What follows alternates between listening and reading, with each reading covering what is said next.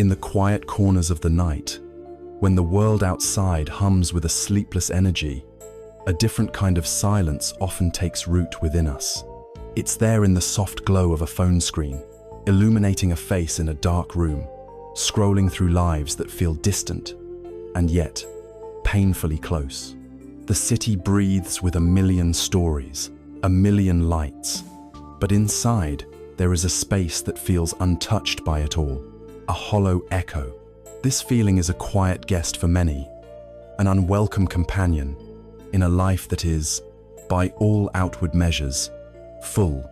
The notifications chime, the emails pile up, the expectations of the day that has passed and the day that is yet to come all weave together into a constant low-frequency hum, a noise not in our ears, but in the very fabric of our being. This is not a personal failing. It is not a sign that you have done something wrong or that you are somehow broken. It is, perhaps, a symptom of our time. We are taught to build our lives by adding, by accumulating.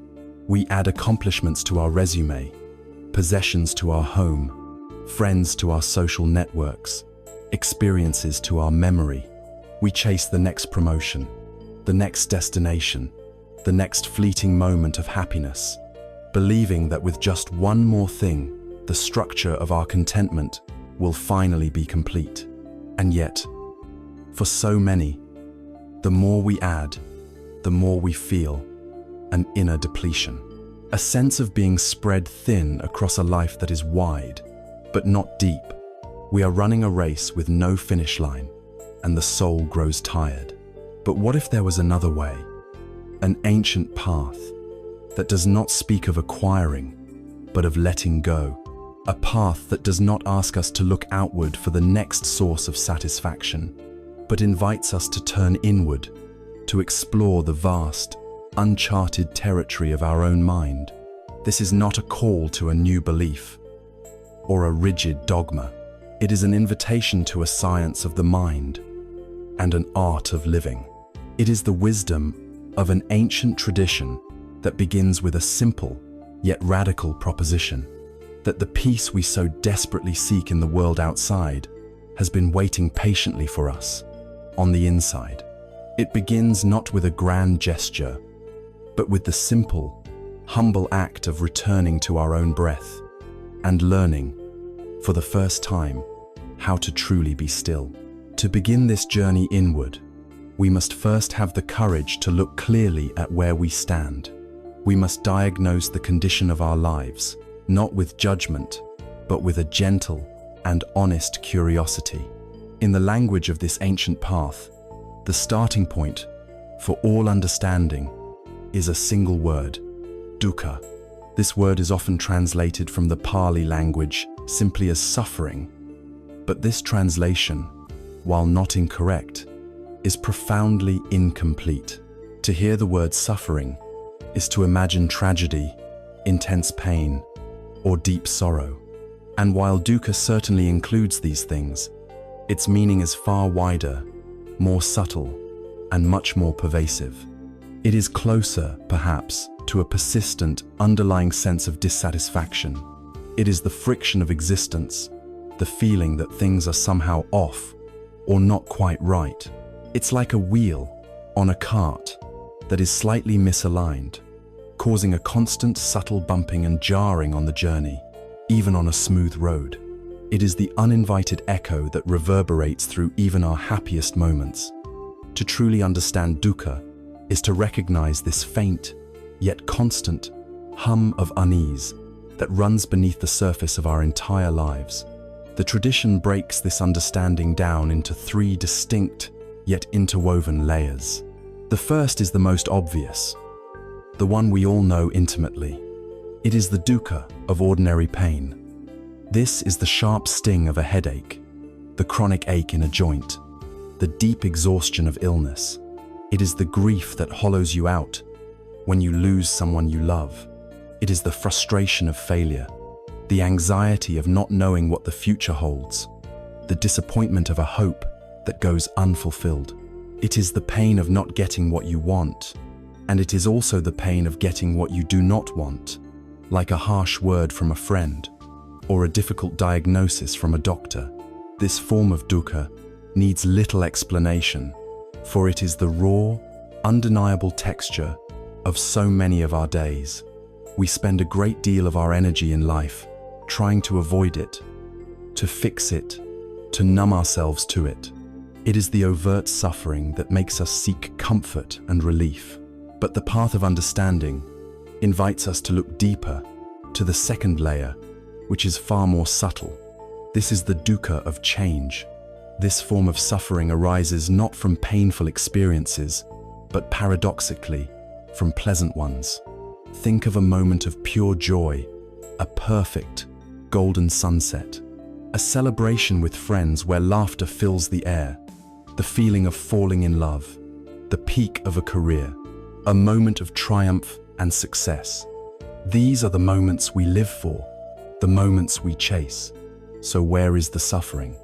The dukkha lies not in the experience itself, but in its inherent nature, which is to end. Every beautiful sunset must fade into darkness. Every celebration must conclude.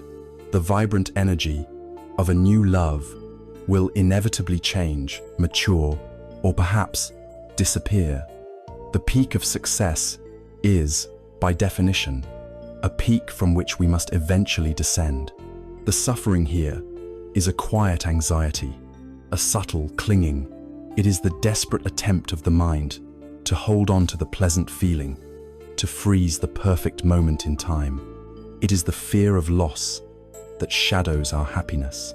We know, in a deep part of our being, that the pleasant feeling is a temporary guest, and this knowledge creates a tension, a friction. The very happiness we achieve contains within it the seed of its own departure, and therefore a subtle form of dukkha. This is why a person who seemingly has it all, wealth, success, relationships, can lie awake at night with a heart full of anxiety, because the effort required to maintain that happiness and the fear of it all changing is a heavy burden to carry. This leads us to the third and most profound layer, the dukkha of conditioned existence. This is the most difficult to grasp because it is the very water in which we swim. It is the background hum of dissatisfaction that is woven into the fabric of life itself, simply by virtue of being a temporary, conditioned, and dependent being. It is the stress of being a self that needs constant maintenance. We must feed our bodies, protect them from harm, manage our reputation, navigate complex relationships, and uphold an identity that feels solid, but is, in reality, a constantly shifting collection of thoughts, feelings, and physical sensations. There is a fundamental unsteadiness to it all. It is the vague, existential angst that can surface in a quiet moment, when there is no overt pain and no specific happiness to cling to. It is the feeling of being a process rather than a solid entity. This is the deep, foundational dukkha that the Buddha pointed to, a baseline of unease that is present as long as we identify with this fragile, impermanent mind and body. It is the feeling of being a passenger on a journey without ever being able to feel completely and permanently secure. There is a powerful story that illustrates this awakening to the nature of dukkha. It is the story of the man who would become the Buddha, Prince Siddhartha. He was raised in a palace of immense luxury, intentionally shielded by his father from all the unpleasant realities of the world. He was surrounded only by youth, health, and beauty. His life was a carefully constructed bubble, a perfect world designed to prevent any experience of pain or dissatisfaction. It is a metaphor for our own attempts, however small, to create bubbles of comfort and predictability in our own lives. But reality cannot be kept out forever. One day, the prince left the palace walls, and for the first time in his life, he encountered an old man, his body frail and bent with age. The sight shocked him, for he had never conceived of the decay of time. On another trip, He saw a sick person, their body ravaged by disease, and he was shaken by the vulnerability of human life. On a third trip, he saw a funeral procession and witnessed a corpse, lifeless and still. For the first time, he was confronted with the stark, unavoidable reality of death. The prince's shock was not just that these things existed. It was the profound realization that these conditions were not random accidents that happened to other, less fortunate people. They were the universal destiny of all beings, including himself. He saw that old age, sickness, and death were not problems to be solved, but intrinsic conditions of life itself. His gilded cage had been shattered, and he saw the world as it truly was, saturated with dukkha. It was on a fourth trip that he saw a wandering ascetic, a spiritual seeker who was calm and serene, even amidst the world's suffering. And in that moment, the prince realized that if there was a universal condition of suffering, there might also be a path to freedom from it. To call this worldview pessimistic is to misunderstand it completely. It is, in fact, an act of radical optimism. Imagine going to a doctor with a serious illness. A doctor who tells you, "Don't worry, everything is fine," is not a compassionate doctor. They are a dangerous one. A true healer is one who has the courage to look directly at the illness, to diagnose it accurately and honestly, no matter how unsettling the diagnosis may be. Only then can a course of treatment be prescribed. The acknowledgement of dukkha is this diagnosis. It is the brave and necessary first step. It is a refusal to live in denial, a refusal to continue chasing fleeting pleasures that will never lead to lasting peace. It is the moment we stop fighting a losing battle against the nature of reality and instead turn around to face it with clarity and courage. And so, we are left with this honest assessment that our lives, in their very fabric, are interwoven with a subtle, pervasive dissatisfaction. But this diagnosis is not an end point. It is a starting point. It opens up the most important question we can ask. If this is the condition, what is the cause? Does this friction, this dukkha, arise from the world outside of us? Is it a flaw in the design of the universe? Or does its source lie somewhere else, somewhere closer, somewhere, perhaps, within our own minds, where we might actually have the power to do something about it? Having seen with clarity the universal condition of dukkha, the persistent friction of existence, our journey naturally leads to a pivotal question. What is its cause? If we are to find a way through this subtle discontent, we must first understand its origin, its fuel source. A wise physician, after diagnosing an illness, does not stop there. The next crucial step is to identify the pathogen, the root cause that allows the illness to arise and persist. The insight offered by this ancient path is both radical and profoundly empowering.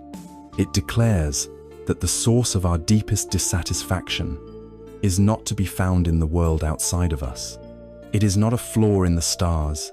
It is not the fault of other people. It is not an unjust design of the universe. The source of dukkha is closer than our own breath. The second great truth of this path is known as samudaya, which means the origin or the arising. And at the heart of samudaya is a powerful, driving energy called tanha. Tanha is a Pali word that translates as thirst, craving, or desire, but it is a specific kind of desire. It is not the wholesome desire to help others or the simple wish for a peaceful day. Tanha is a deep, instinctual, and often unconscious thirst, a compulsive drive for satisfaction that is forever seeking something outside of itself to feel complete. It is the engine of our restlessness. This thirst manifests in our lives in three primary ways. The first, and most easily recognizable, is the thirst for sense pleasures. This is the craving for things that delight our five senses and our mind. The taste of a delicious meal, the sound of beautiful music, the sight of an attractive person, the feeling of luxurious fabric against the skin, the pleasure of an engaging idea or a captivating story. Our modern world is an altar built to this form of tanha. Advertising exists to create and amplify this thirst.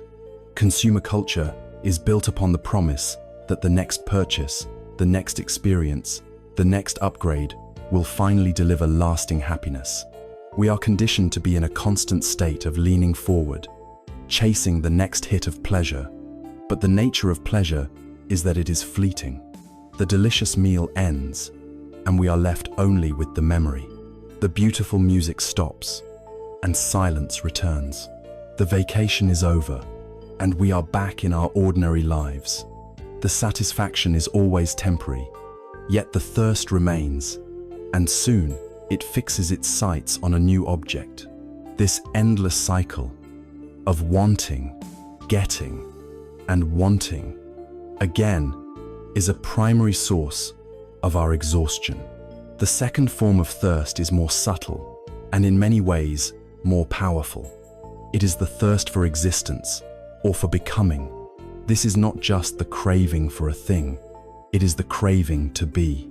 It is the deep, desperate desire for our own continuity, for our identity to be solid, significant, and secure. It is the thirst for fame, for status, for reputation. It is the desire to be seen, to be remembered, to leave a mark on the world. It fuels our ambitions, our drive for self-improvement, our carefully constructed online personas. We crave to become a better version of ourselves, a more successful person, a more enlightened being. While this may sound positive, it often comes from a place of deep dissatisfaction with who we are in this present moment. We are always becoming, never simply being. This thirst for existence is the root of our ego clinging.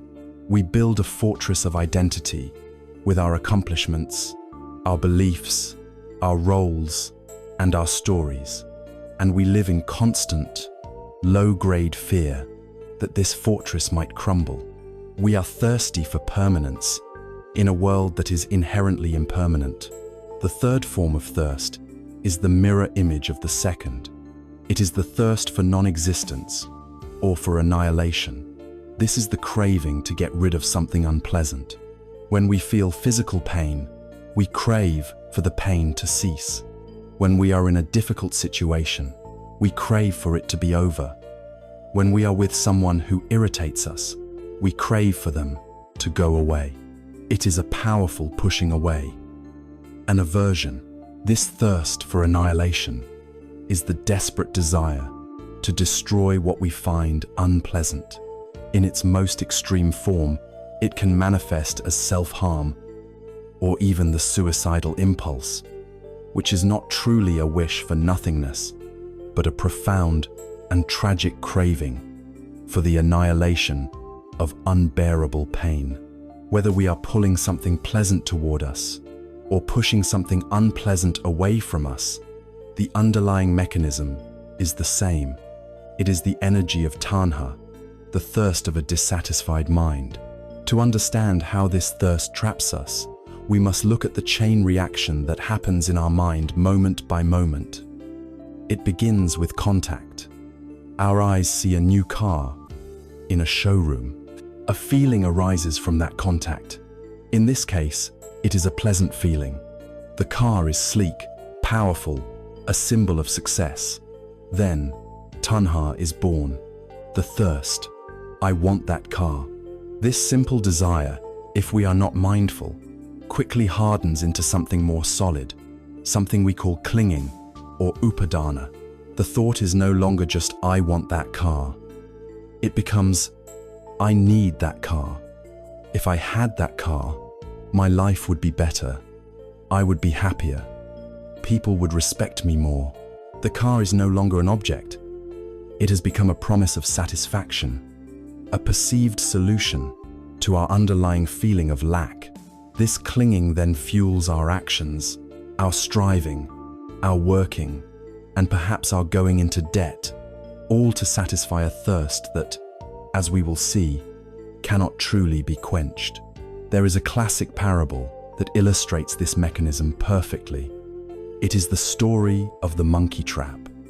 A hunter in a forest wants to catch a monkey. He takes a coconut, hollows it out, and makes a small hole in it, just large enough for a monkey's open hand to fit through. Inside the coconut, he places a sweet, tempting piece of fruit. He then secures the coconut to the base of a tree. Soon, a monkey comes along, smells the fruit, and puts his hand inside the coconut to grab it. Now his hand is a clenched fist, holding tightly to the fruit. As he tries to pull his hand out, he finds that his fist is too big for the hole. At that moment, the hunter approaches. The monkey screeches and pulls with all its might, but it cannot get free. The profound truth of this story is that the monkey is not being held by the coconut. The coconut has no power over it. The monkey is being held by its own craving, its own clenched fist. The trap is not external, it is internal. At any moment, all the monkey has to do to be free is to open its hand, to let go of the fruit. But its desire, its tanha, is so strong that it cannot. It would rather be captured than release the object of its craving. We are, in so many ways, like that monkey. The coconuts are the objects of our attachment, our possessions, our jobs, our relationships, our opinions, our ideas of who we are. The sweet fruit inside is the promise of happiness we believe they hold. And the hunter is dukkha, the inevitable suffering that comes when we cling to that which is impermanent. We are held captive not by the world, but by our own clenched minds, by our unwillingness to simply open our hands and let go. We believe that satisfying our thirst will lead to freedom, when in fact, it is the very act that tightens the trap. Feeding the fire of craving does not put it out. It only gives it more fuel, causing it to burn even hotter. This is the great revelation of the second truth. The source of our struggle is not the world, but the thirst within our own hearts. And this is not a message of blame or despair. It is a message of incredible hope. For if the cause of dukkha were external, if it were simply the way the world is, we would be helpless victims, forever subject to its whims. But because the cause is internal, because it is this thirst, this craving, this clinging within our own minds, then the possibility of a cure also lies within us. The power to put an end to this cycle of dissatisfaction is not in some distant heaven or in some future lifetime. It is here, now, in the potential of our own minds, to understand, to see, and to let go. And so, the diagnosis has been made. The cause has been found. The next logical question arises with a new sense of urgency and possibility. Is there a state where this thirst ceases? Is there a cure for this condition? And if so, what is the path that leads to it? Having journeyed into the heart of our own restlessness, and having identified the pervasive thirst of the mind, the tanha, as its source, we arrive at a critical juncture. A diagnosis has been made, and the cause of the illness has been identified.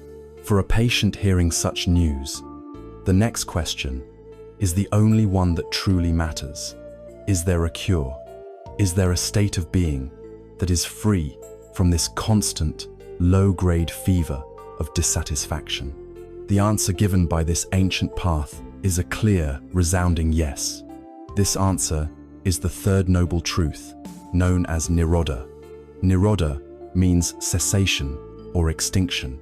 This is perhaps the most misunderstood concept in the entire teaching, often mistaken for a kind of nihilistic nothingness. But what is it that ceases? What is extinguished? It is not the self, not life, not joy. What is extinguished are the fires that cause our suffering, the flames of greed, of hatred, and of delusion, all of which are fueled by the relentless thirst of tanha. This state of cessation is known as nirvana or nibbana in the ancient Pali tongue. The word literally means to blow out or to cool.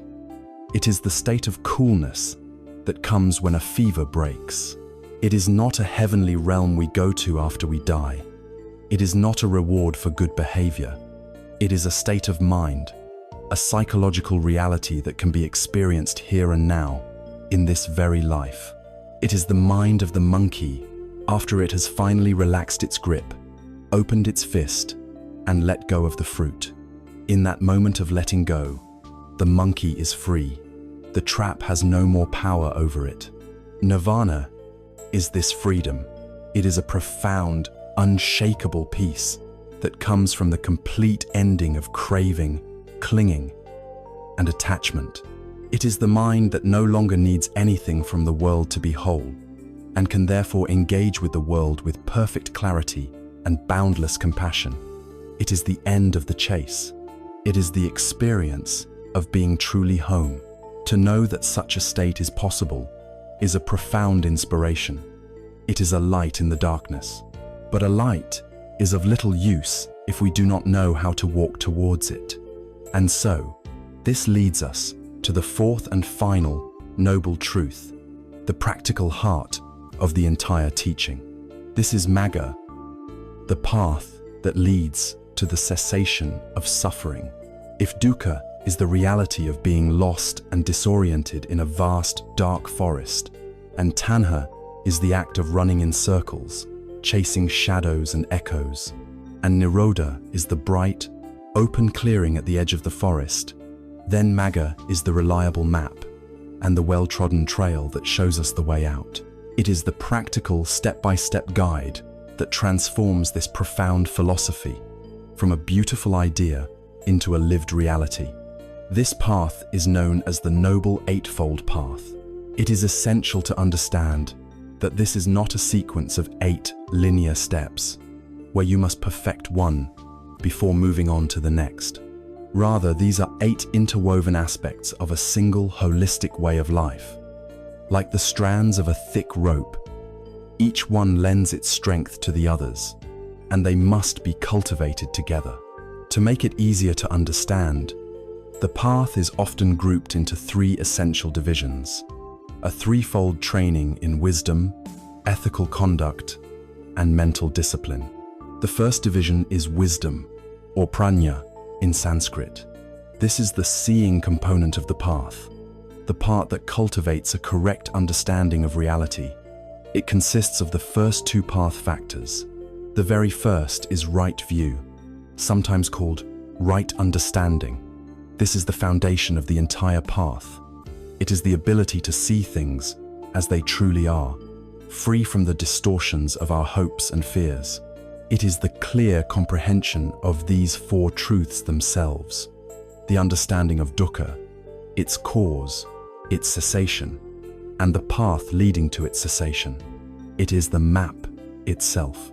The second factor is right intention, or right thought. Once we have the map, we must cultivate the will to use it. Right intention is the conscious alignment of our inner world with this new understanding. It is the intention of renunciation, the desire to let go of clinging. It is the intention of goodwill, the sincere wish for the well-being of all beings. And it is the intention of harmlessness, the resolution to cause no suffering to any living creature. The second division is ethical conduct, or shīla. This is the acting component, how we manifest our inner wisdom in our engagement with the world. It is about living in a way that is clean, blameless, and peaceful, creating a foundation of non-regret, that is essential for training the mind. It consists of 3 path factors. The third is right speech. This means abstaining from lying, from divisive speech that turns people against each other, from harsh speech that wounds others, and from idle chatter that clutters the mind. It is the practice of speaking words that are truthful, kind, helpful, and timely. The fourth factor is right action. This is the practice of refraining from actions that cause harm, specifically, not killing or causing harm to living beings, not taking what is not freely given, and not engaging in sexual misconduct that harms oneself or others. The fifth factor is right livelihood. This means earning a living in a profession that does not bring harm to the world. It is avoiding work that involves deception or trade in weapons, poisons, intoxicants, or living beings. This division ensures that our outward life is in harmony with our inward aspirations. The third and final division is mental discipline, or samadhi.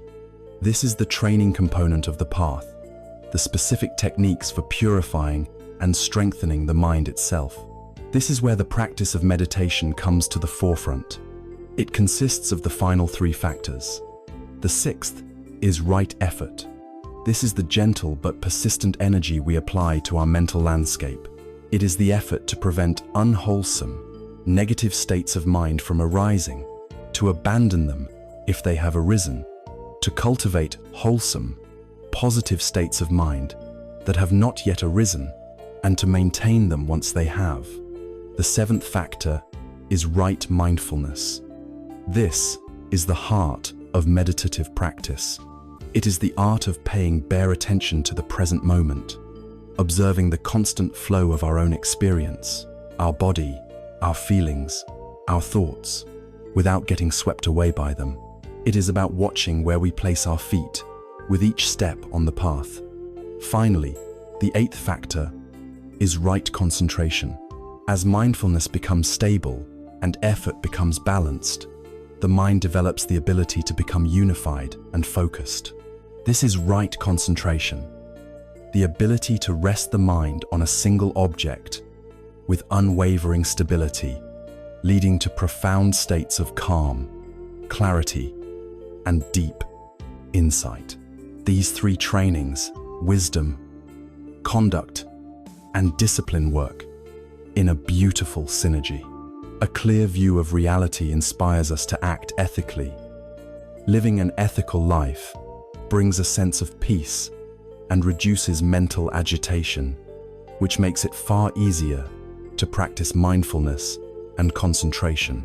And as the mind becomes more calm and focused through meditative training, our ability to see reality clearly is sharpened, which in turn deepens our wisdom. It is a virtuous, upward spiral, where each part strengthens every other part. This is not a path of blind faith. It is an invitation to experiment. It offers a testable hypothesis. If you cultivate these 8 qualities in your life, your suffering will decrease and your peace will grow. The proof is in the practice. We can think of our ordinary life, driven by tanha, as being on this shore, the shore of bondage, confusion, and discontent, constantly tossed about by the waves of circumstance. The other shore is nirvana, the shore of freedom, safety, and unshakable peace. The river between them is the torrent of ignorance and craving. The noble eightfold path is the well-constructed raft. The work of this path is the work of building this raft, piece by piece, and then, with diligence and skill, steering it across the current to the safety of the other shore. And so, the complete map has been unfurled. We have seen the diagnosis, the cause, the prognosis of a cure, and the prescription for the treatment. The journey now becomes one of walking the path. And where does any journey begin? It begins with the very first step. It begins with seeing. The entire structure of this liberation rests upon the foundation of a clear vision. Therefore, we must now turn our full attention to that first foundational factor, that new pair of glasses we must learn to wear. What does it truly mean to cultivate a right view? Having accepted the possibility of a cure and been given the map of the path leading out of the forest of suffering, we must now learn how to read that map. The journey of 1,000 miles begins not with a step, but with a sight, a clear and accurate perception of the terrain ahead. This is the first and most foundational element of the Noble Eightfold Path. It is called Sammaditthhi, or right view. To understand its importance is to understand that most of our suffering arises not from the world itself, but from the distorted way in which we see it. We all walk through life wearing a pair of glasses we are not aware of. These lenses have been ground down by our past experiences, our upbringing, our culture, our secret hopes, and our deepest fears. They are smudged with the fingerprints of our desires and prejudices. And so, everything we look at is colored and bent. We do not see a person. We see our idea of them. We do not experience an event. We experience our judgment about it. Right view is the courageous act of taking off these old, familiar glasses. It is the willingness to see the world with naked eyes, perhaps for the very first time, and to see things not as we wish them to be or fear them to be, but simply as they are. At its most fundamental level, right view is the clear understanding of the Four Noble Truths we have been exploring.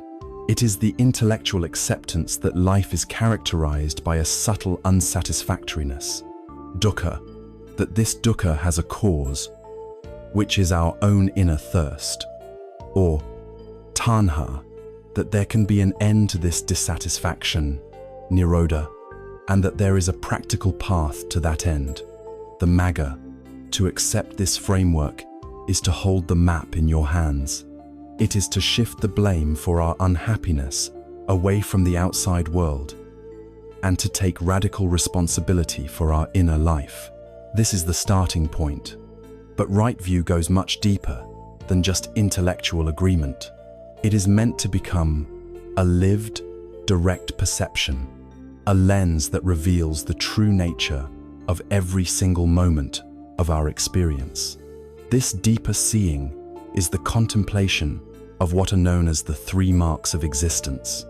These are the universal characteristics of all phenomena, and to see them clearly is to dismantle the very foundation of our suffering. The first of these marks is anicca, or impermanence. We know intellectually that things change. We see the seasons turn. We watch our bodies age. We witness relationships evolve and end. But our minds habitually operate as if things were permanent.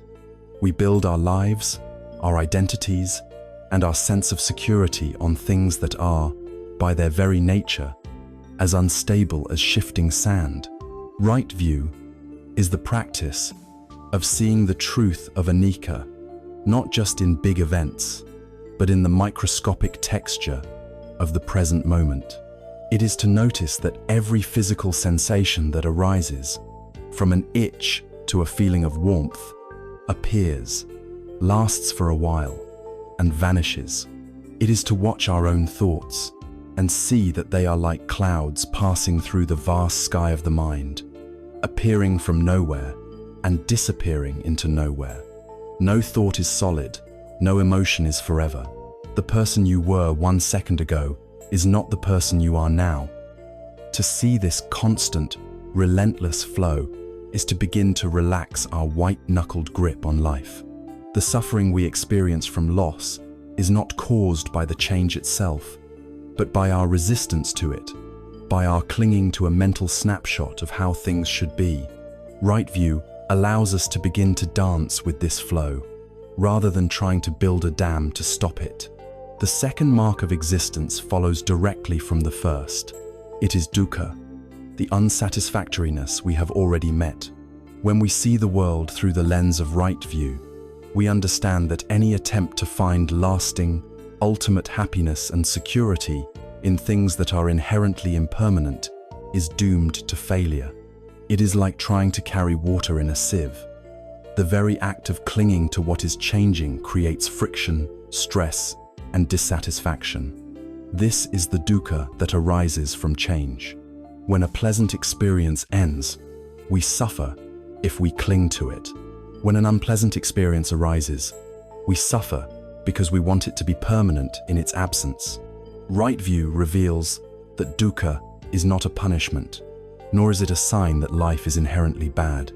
It is a simple, observable law of cause and effect. The friction arises from the mismatch between our desires for permanence and the reality of impermanence. Seeing this clearly, we stop blaming the world for our sorrows and start looking at the mechanism of our own mind. The third mark of existence is the most profound, the most challenging to our sense of self, and the most liberating. It is known as anatta, or not self. From the moment we are born, we build up a powerful sense of an I, a me, a mine. We believe there is a solid, continuous, independent self at the center of our experience, a kind of CEO in the headquarters of the mind who is thinking the thoughts, feeling the emotions, and directing the show. Right view invites us to become a gentle investigator and to look for this self. Where is it? Is it in the body? The body is a collection of changing parts made of elements that are not me. Is it in our feelings?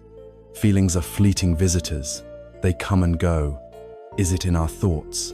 Thoughts are an anarchic, uncontrollable stream. The more we look for a permanent, separate owner of our experience, the more we find only a dynamic, interconnected process. The self we cherish so deeply is not a solid entity, but a temporary assembly, a verb masquerading as a noun. Understanding anatta does not mean we are annihilated. It means we are liberated from the prison of a small, separate self. When we are not so busy defending this fragile ego, we become more open, more connected, and more compassionate. There is a beautiful story that illustrates the difference between seeing with ordinary view and seeing with right view. Two monks, a senior and a junior, were on a long journey. They came to a river where the bridge had been washed away. A young woman stood there, afraid to cross the muddy, fast-flowing water. Without a word, the senior monk, a man who had cultivated right view, saw the situation simply as it was, a person in need of help. He walked over, picked her up, carried her across the river, and set her down gently on the other side. He then continued his walk, in silence. The junior monk followed, his mind in turmoil. He was scandalized. Their monastic code strictly forbade them from touching a woman. For hours, he walked in agitated silence, replaying the event in his mind, judging his master, building a case against him. Finally, unable to bear it any longer, he burst out, "Brother, how could you do that? You know we are forbidden to touch a woman. You have broken a sacred rule." The senior monk turned to him, his face calm and peaceful, and said softly, "Brother, I left that woman by the riverbank hours ago. Are you still carrying her?" This story powerfully shows the difference. The senior monk experienced the impermanent event and let it go. His view was clear. He saw a need and acted with compassion. For him, the moment was over when it was over. The junior monk, however, was seeing through the distorted glasses of rigid rules, judgment, and attachment to concepts. He did not just experience the event, he clung to the idea of the event, carrying its mental image with him, creating hours of his own suffering, his own dukkha. He was not burdened by the woman, he was burdened by his own view. This is why right view is not blind faith. It is the opposite. The Buddha did not ask for followers to simply believe him. He invited them to come and see for themselves. Right view begins with learning, with studying the map, but it must be realized through personal practice, through the quiet, diligent observation of our own mind and body in meditation. It is a hypothesis that we test in the laboratory of our own moment-to-moment experience. As we begin to see the marks of impermanence, unsatisfactoriness, and not self in our own lives, our clinging begins to loosen, and our suffering begins to subside. Our view of the world changes, and as a result, the world itself seems to change. When we start to wear this new pair of glasses, when our perception of reality begins to shift, it naturally follows that our motivation for how we live in that reality must also shift. A clear view of the landscape inevitably changes how we intend to walk across it. And so, the path leads us from seeing things clearly to intending and thinking in a new, more wholesome way. The journey continues from right view to its natural partner, right intention. Once our eyes have begun to adjust to a new way of seeing, once we have put on the glasses of right view and started to perceive the world's true nature of impermanence and interconnectedness, a fundamental choice presents itself. We can treat this new vision as a passive, interesting piece of information, or we can allow it to transform us from the inside out.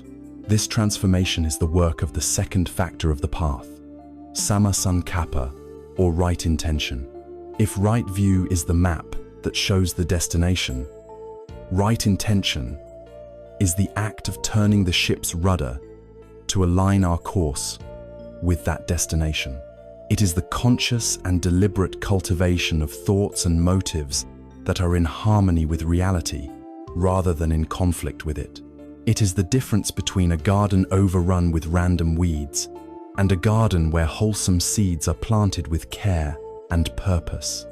Our mind is this garden, and our intentions are the seeds we choose to sow.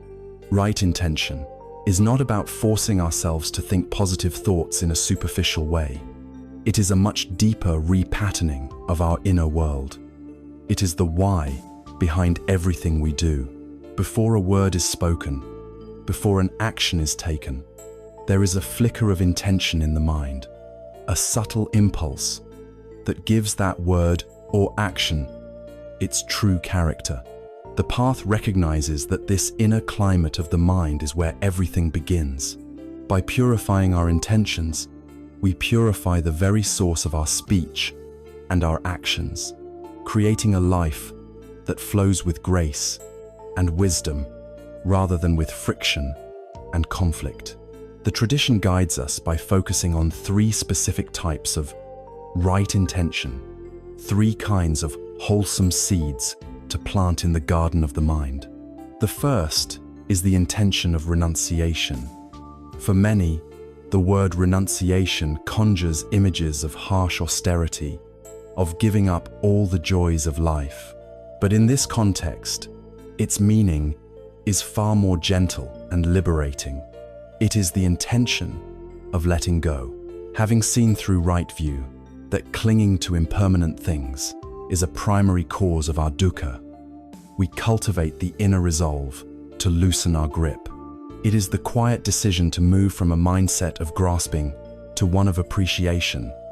We can still enjoy a beautiful piece of music, but we do so without the desperate need for it to last forever.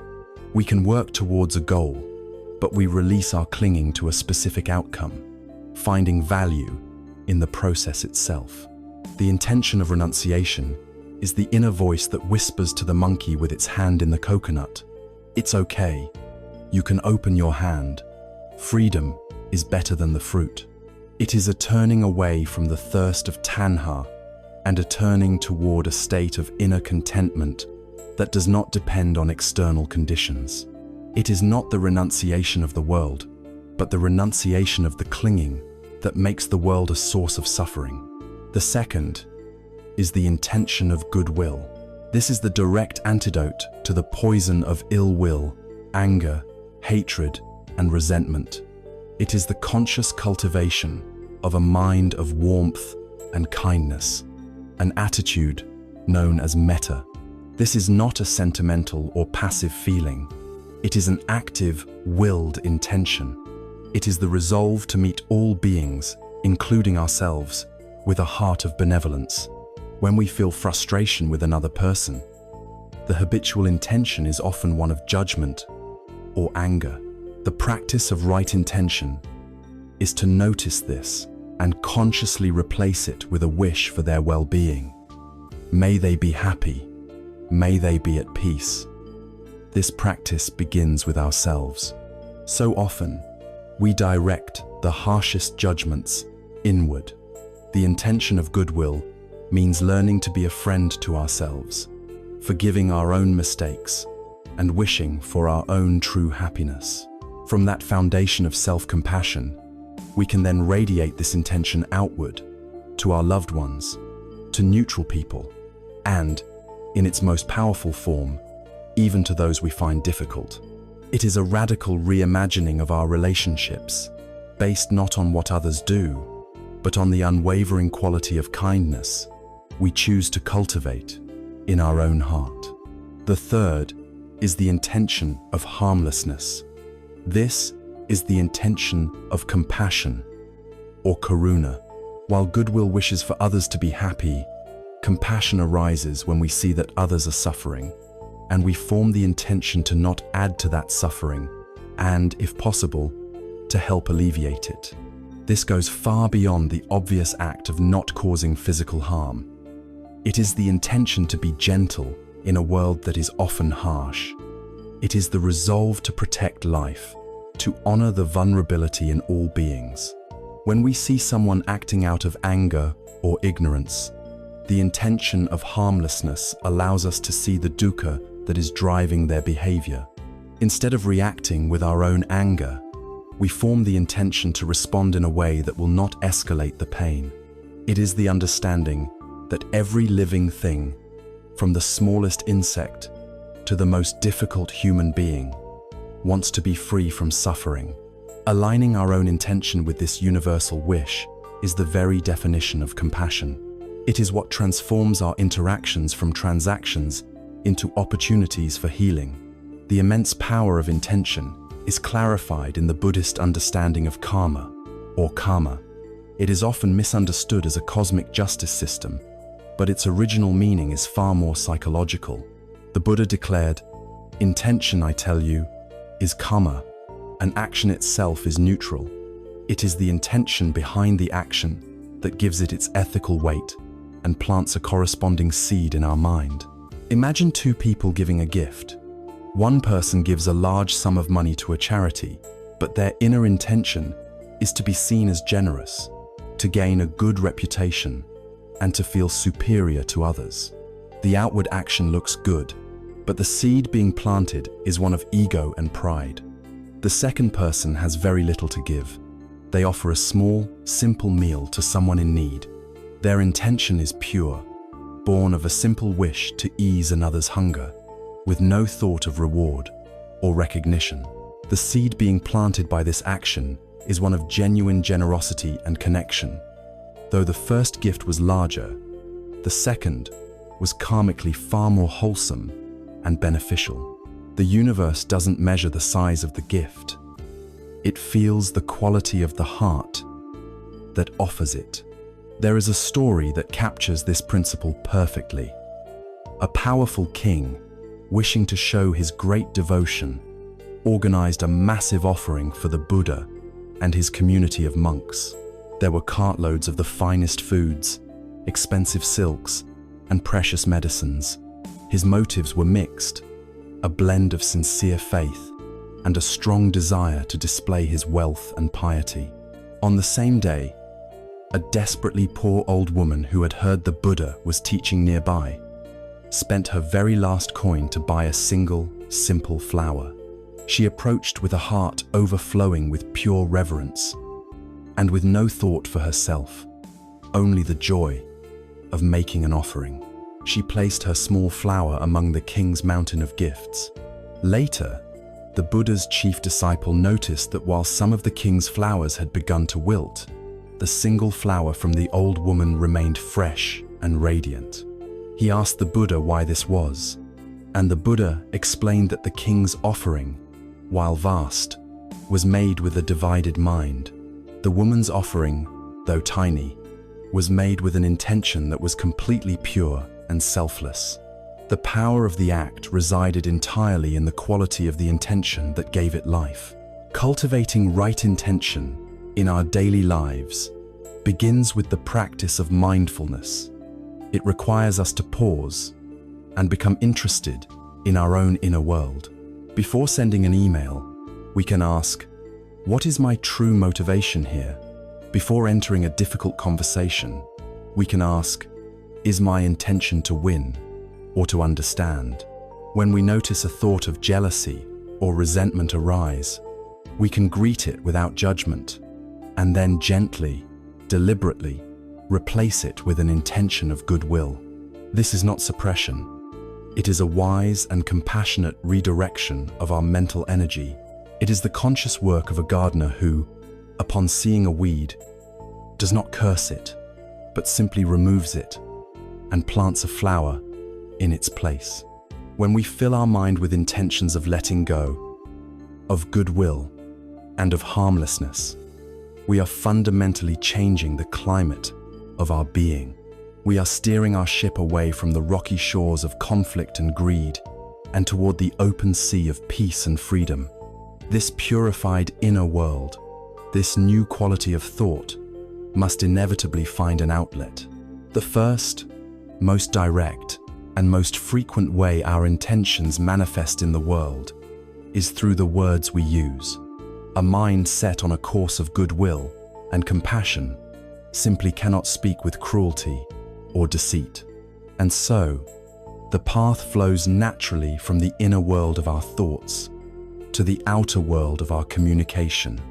We move from right intention to the practice of right speech.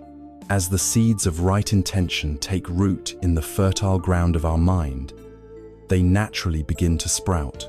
The very first blossoms of our inner world, the first expression of our deepest motives to find their way into the world, are our words. Speech is thought made audible. It is the bridge between our private, inner reality and the shared reality of others. And like any bridge, it can be a structure of elegant connection, allowing for the free passage of understanding and compassion, or it can be a broken, treacherous ruin, leading only to misunderstanding, isolation, and pain. We live in a world that is saturated with words, a relentless cascade of opinions, advertisements, chatter, and noise. We often treat our words as if they were cheap and disposable, tossing them about with little thought for their consequence. But this ancient path invites us to see speech in a new light, to recognize that words are not mere sounds, they are potent forces. Words can wound more deeply than any sword, and they can heal more profoundly than any medicine. They have the power to build worlds of trust and love, and the power to shatter them in an instant. The practice of the third factor of the path, samma vaca, or right speech, is the practice of wielding this power with the precision of a surgeon, the heart of a healer, and the wisdom of a sage. It is the art of mindful communication, a commitment to ensuring that every word we speak becomes an agent of clarity and connection, rather than a source of further confusion and harm. The practice of right speech is traditionally defined not by a set of commands, but by a set of conscious abstentions, 4 areas of verbal conduct that we resolve to avoid, understanding the deep suffering they cause to both others and ourselves. This is not about censorship or suppressing our voice. It is about purifying our voice, so that when we do speak, our words carry the weight of truth and the warmth of kindness. The first principle is to abstain from false speech. At its simplest, this means not telling lies, but its scope is far wider and more subtle. It is a commitment to reality itself. False speech includes not only direct falsehoods, but also the clever half-truths designed to mislead, the exaggerations we use to inflate our own importance, the deceptive omissions that paint an incomplete picture, and the breaking of our promises, which is a lie told to the future. We must ask ourselves, why do we stray from the truth? The reasons are almost always rooted in fear and desire.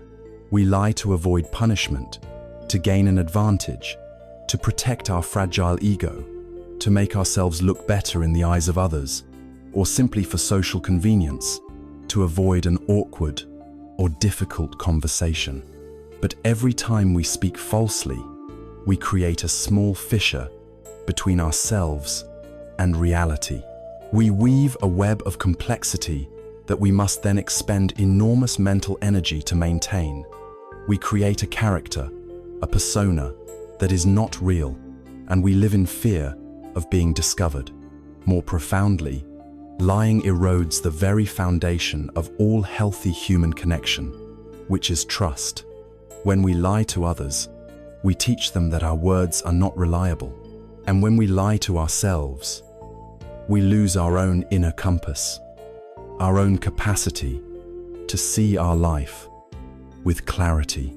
The practice of abstaining from false speech is therefore a practice of radical simplification and integrity. It is the resolve to align our words with what we know to be true, even when it is difficult. It is a deep breath and the courage to be authentic, to let the truth of a situation, however uncomfortable, be enough. It is the foundation of all other forms of right speech, for if our words are not true, they cannot be truly kind or beneficial. The second principle is to abstain from divisive or slanderous speech. This is the kind of language that poisons the well of community. It is speaking to one person with the intention of creating ill will toward another. It is the carrying of tales, the spreading of rumors, the whispered criticisms, the backbiting that can feel so tempting in a moment of insecurity. It is using words as a wedge to drive people apart.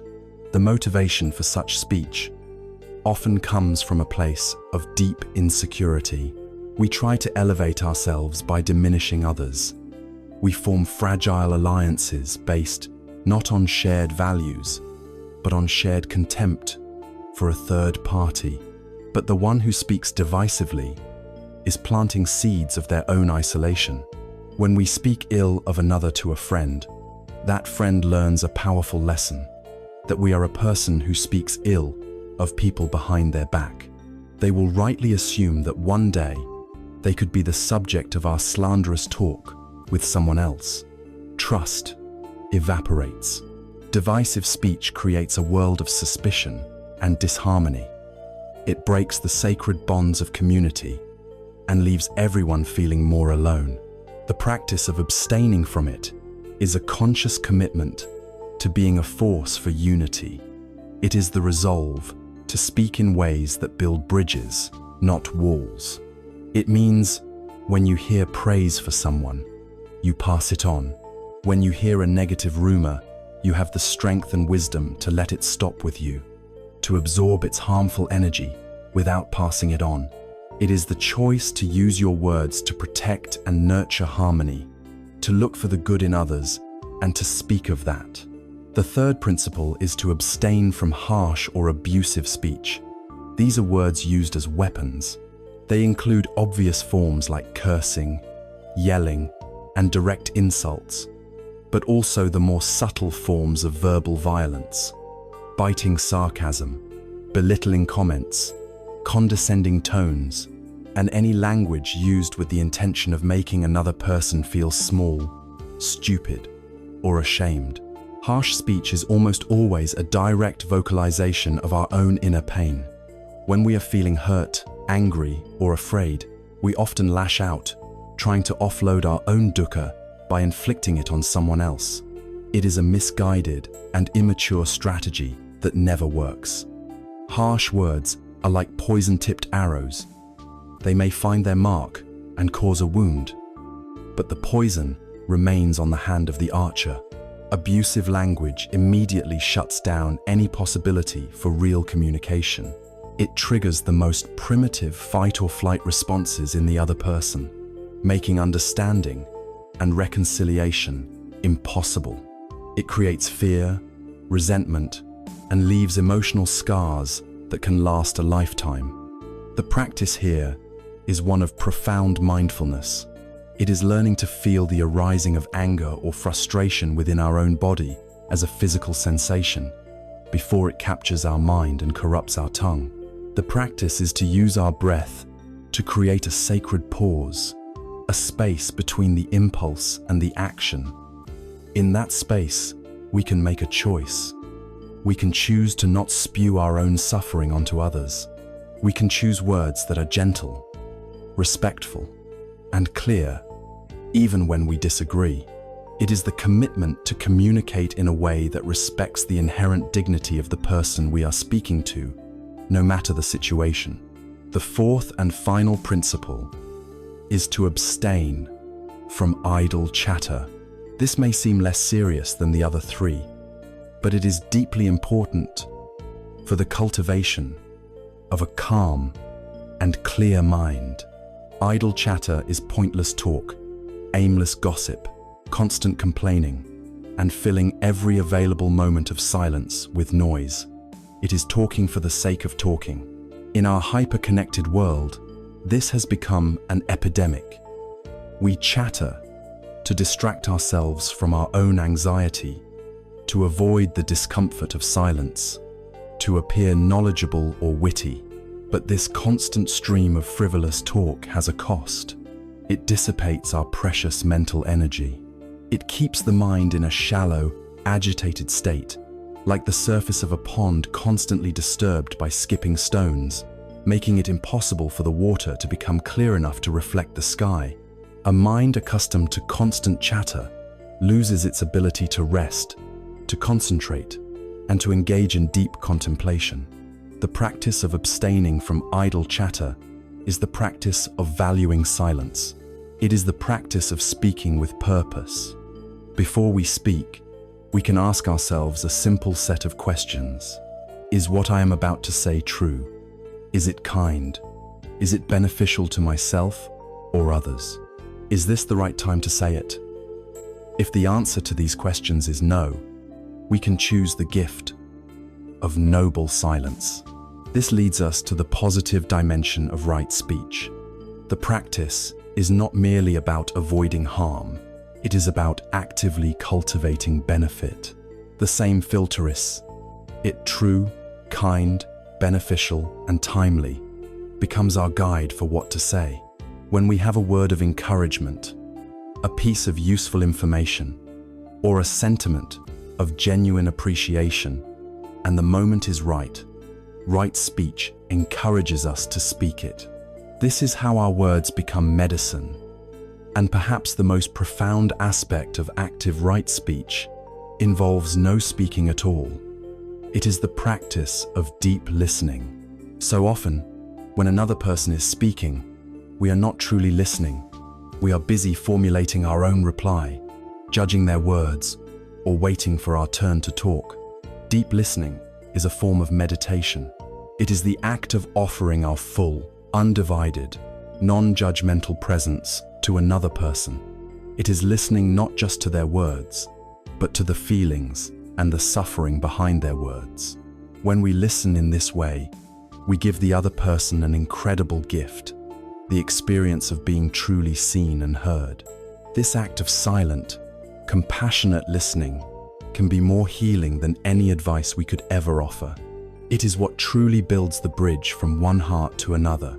The wisdom of right speech is beautifully encapsulated in a story about the Buddha. One day, a man who was very angry with the Buddha's teachings came to see him and began to shout and hurl all manner of insults at him. The Buddha listened patiently and silently until the man had exhausted himself and fallen silent. Then, the Buddha asked him a simple question. "My friend," he said, If you prepare a beautiful gift and you bring it to someone, but that person does not accept your gift, to whom does the gift then belong?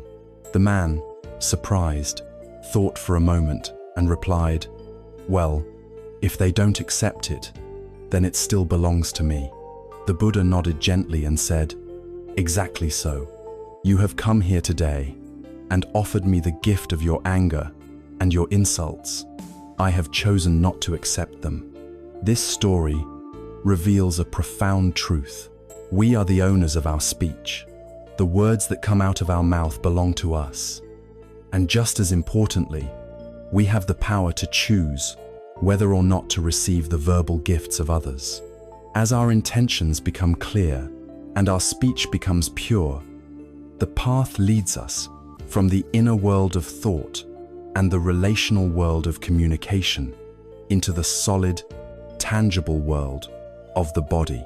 This is the realm of right action, or samma kammanta. It is here that our spiritual practice becomes fully embodied, where our wisdom and compassion are translated into the way we move, the things we do, and the impact we have on the physical world around us. It is the practice of walking the talk. A beautiful intention or a kind word means little if our actions cause harm. Right action asks us to make our very lives a testament to our awakening, to ensure that our physical presence on this earth is a source of safety and peace, not one of fear and harm. It is the commitment to walk gently, to touch the world with reverence, and to leave a footprint that is light and healing. Like right speech, the practice of right action is traditionally framed around 3 core areas of conduct that we mindfully abstain from, recognizing the immense suffering that they cause. These are not external commandments imposed by a judgmental God, but are wise guidelines, born from a deep understanding of cause and effect. They are practices we undertake for the protection of others, and equally for the protection of our own hearts. The first principle of right action is to abstain from taking life. This is the foundation of a non-violent life. At its most basic level, it is a commitment to not intentionally kill another human being. But the spirit of this precept extends much further. It is an invitation to cultivate a profound reverence for all life, in all its forms. It asks us to see the spark of existence, not just in other people, but in animals, in insects, in all sentient beings who, like us, wish to live and wish to avoid pain. This does not mean we must achieve an impossible standard of absolute purity where we harm nothing. To live is to cause some unintentional harm. Rather, it is about cultivating a deep-seated intention of harmlessness. It is the conscious choice to minimize the harm we cause wherever possible. In our modern context, this precept invites us to look deeply at our choices. It asks us to consider the suffering involved in the food we eat, particularly the products of industrial factory farming. It asks us to be mindful of our impact on the ecosystems we inhabit. It challenges us to move from an attitude of dominance over nature to one of respectful coexistence. The inner benefit of this practice is immeasurable. When we make a sincere commitment to not harm other living beings, a deep sense of fearlessness begins to grow within us. We no longer see the world as a hostile place filled with threats, because we ourselves are no longer a threat to the world. We become a source of safety for all beings, and in doing so, we find a profound safety within our own hearts. The second principle is to abstain from taking what is not given. This is the practice of generosity and contentment, the direct antidote to the spirit of greed. On the surface, it simply means not stealing the physical property of others. But like all these principles, its application is vast. Taking what is not given includes any act of exploitation. It is taking advantage of someone's trust for our own gain. It is taking credit for work that someone else has done. In a modern office, It can be wasting company time on personal matters, essentially stealing time that has been paid for. In the digital world, it can be the piracy of intellectual property, taking the creative work of artists and writers without compensation. For a business owner, it can be the act of not paying employees a fair and living wage, taking more than one's fair share of the profits generated by their labor. At its heart, this precept is a practice of radical honesty and respect. It is the recognition that we have no right to anything that has not been offered to us freely. The practice cultivates a deep contentment with what we have. When we cease our restless searching for what we can get, we finally have the space to appreciate the abundance that is already present in our lives. It simplifies our existence, freeing us from the complications and anxieties of dishonest dealings, and builds a reputation of integrity that allows for relationships and communities based on deep and abiding trust. The third principle is to abstain from sexual misconduct. It is vital to understand that this is not a puritanical rejection of sexuality. It is a recognition that sexuality is a powerful energy that can be a source of profound connection and joy, or a source of deep wounding and suffering. Right action guides us toward making it a source of connection. Sexual misconduct refers to any sexual behavior that causes harm, that is exploitative, or that breaks a bond of trust. This includes any form of sexual activity that is not based on free and enthusiastic mutual consent. It includes adultery and any act of infidelity that betrays the trust of a partner. It is about refusing to treat another human being as a mere object for our own gratification. It is the commitment to see the full humanity, the vulnerability, and the heart of the person with whom we are intimate. It is the practice of ensuring our sexual expression is guided by kindness, respect, honesty, and a genuine care for the well-being of the other person. By undertaking this practice, we protect ourselves and others from the devastating pain of betrayal and objectification. We create the possibility for relationships that are not built on the shifting sands of lust and attachment, but on the solid ground of trust, intimacy, and genuine human connection. While these three precepts form the core of right action, the concept can be expanded to include all of our physical behaviors. In our time, right action must include our actions as consumers. Every dollar we spend is a vote. It is a physical action that supports a company and the system it operates within. Are we supporting businesses that use ethical labor practices and pay their workers fairly? Are we supporting industries that are destroying our planet for profit? A mindful consumer asks these questions, understanding that their purchase is a moral and ethical act with far-reaching consequences. Likewise, right action today must include our relationship with the environment, how we use resources, how much energy we consume, how we dispose of our waste. These are all physical actions. To live with right action in the 21st century is to live with ecological awareness, to act in a way that protects and preserves the fragile web of life upon which we all depend. The transformative power of right action, the truth that our past does not have to dictate our future, is illustrated in no story more powerfully than that of the fearsome killer, Angulimala. Angulimala was a man who had fallen into a path of terrible violence, murdering travelers and wearing a gruesome necklace made from their fingers. He was the terror of the kingdom. One day, the Buddha, against the warnings of everyone, set out to walk on the road where Angulimala was known to roam. Soon, Angulimala saw the calm, solitary monk approaching and ran towards him, sword drawn. "Stop, monk," he yelled. The Buddha continued to walk calmly and replied without turning, "I have stopped, Angulimala. It is you who have not stopped." Angulimala was confused. "What do you mean? You are still walking, and I am the one who is standing still." The Buddha turned to him and said, "I have stopped forever from causing harm to living beings. I have laid down the sword. You are still running in a cycle of violence and hatred, creating the causes for more suffering for yourself and others. It is you who have not stopped."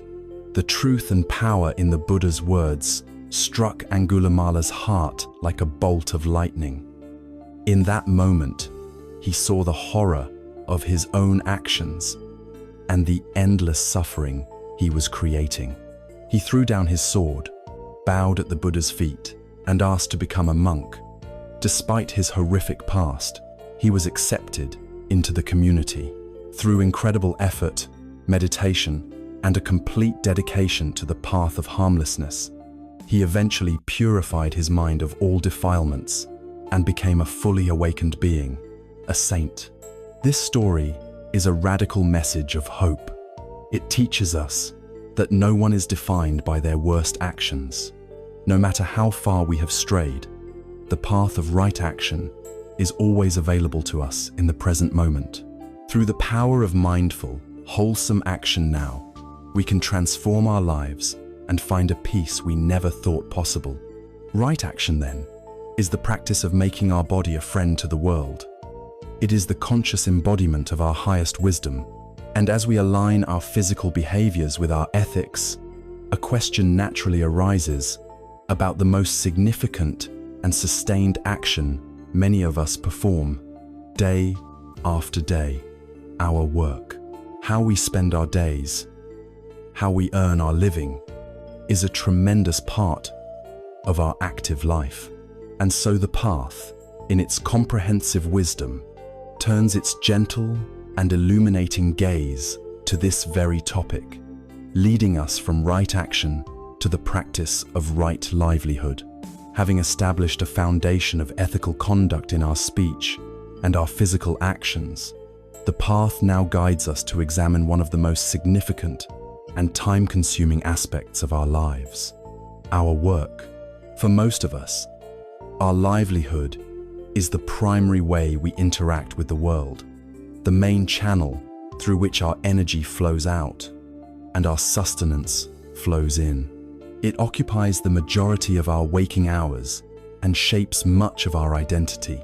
The fifth factor of the path, Samma Ajiva, or right livelihood, recognizes this reality and insists that our professional life cannot be separate from our spiritual life. It is the practice of ensuring that the way we earn a living is not a source of harm, but is instead an extension of our commitment to wisdom and compassion. It asks a profound question: can the work we do to sustain our body also be work that nurtures our soul? The traditional teachings offer a clear and practical starting point by identifying 5 specific types of livelihood that are to be avoided because they are fundamentally based on causing harm. The first is any business involving weapons. To manufacture or trade in instruments of violence is to profit directly from the potential for conflict, injury, and death. It is impossible to cultivate a heart of peace while your daily work facilitates violence. The second is trade in human beings. This includes slavery, prostitution, and any form of human trafficking where people's bodies and freedom are treated as commodities for profit. It is a direct violation of the dignity and autonomy of others. The third is trade in meat. As an extension of the precept to not take life, this advises against work that depends upon the systematic slaughter of sentient beings. The fourth is trade in intoxicants. This refers to profiting from the sale of substances like alcohol or drugs that cloud the mind, lead to heedlessness, and are the cause of immense addiction, personal ruin, and societal suffering. The fifth is trade in poisons, which is any business that profits from substances designed explicitly to harm or to kill. The common thread running through these 5 forbidden trades is clear and undeniable. They all depend on and perpetuate the suffering of others. To engage in them is to place oneself in direct opposition to the core intentions of the path, goodwill and harmlessness. It creates a deep and painful inner conflict, a cognitive dissonance between our spiritual aspirations and our daily actions, making any real progress toward peace impossible. In our complex modern world, the spirit of these ancient guidelines must be interpreted and applied with wisdom. While most of us are not alms dealers or poison makers, the principles of right livelihood challenge us to look critically at the ethical implications of our contemporary professions. The principle of not trading in weapons can be extended to not trading in the weapons of misinformation. Does our work involve creating propaganda, deceptive advertising, or divisive media content that poisons public discourse and sets people against each other? The principle of not trading in human beings can be extended to any form of exploitation. Does our company rely on exploitative labor practices in other countries? Does our business model depend on harvesting and selling user data without transparent consent? The principles of not trading in meat, intoxicants, or poisons ask us to consider all forms of harm. Does our work contribute to industries that damage public health, such as the production of highly processed, addictive foods or tobacco products? Does our company's activity cause significant harm to the environment, poisoning the air, water, and soil upon which all life depends? Does our work in the financial sector involve predatory lending practices or the creation of deceptive products that lead to financial ruin for vulnerable people? To ask these questions is not to seek a pure job that is entirely free from any negative impact, as such a thing may not exist.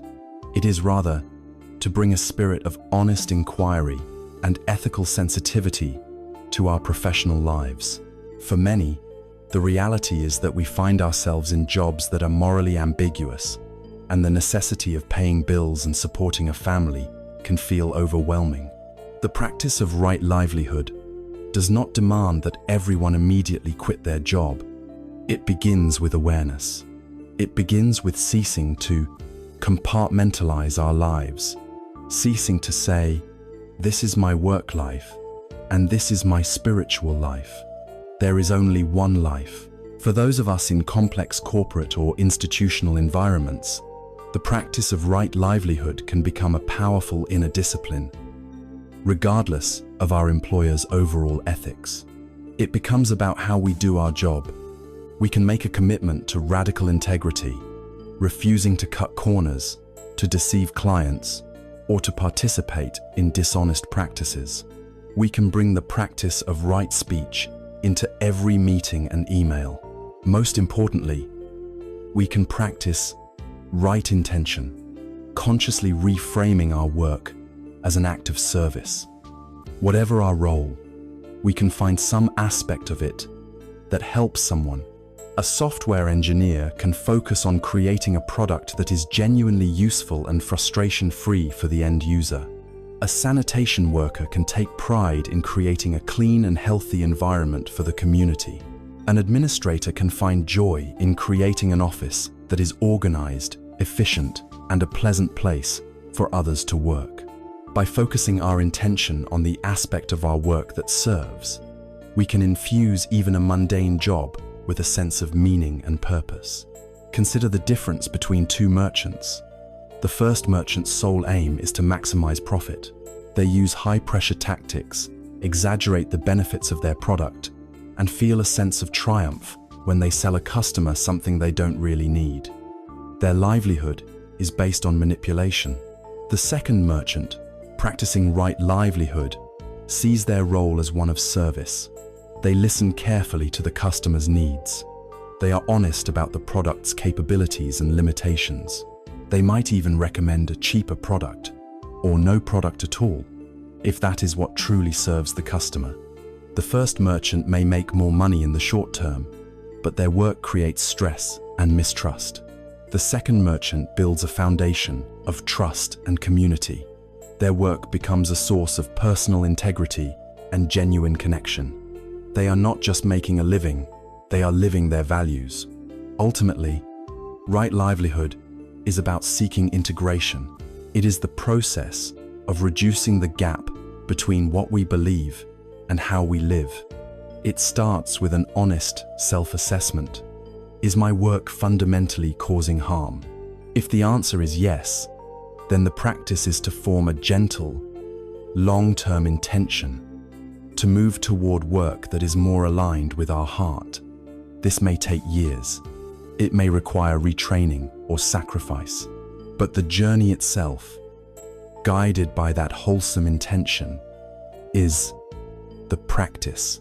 It is the steady, patient effort to create a life where we can go to work each day with a clear conscience and an open heart, knowing that the way we sustain our own life is not contributing to the suffering of the world, but is, in its own small way, a part of the solution.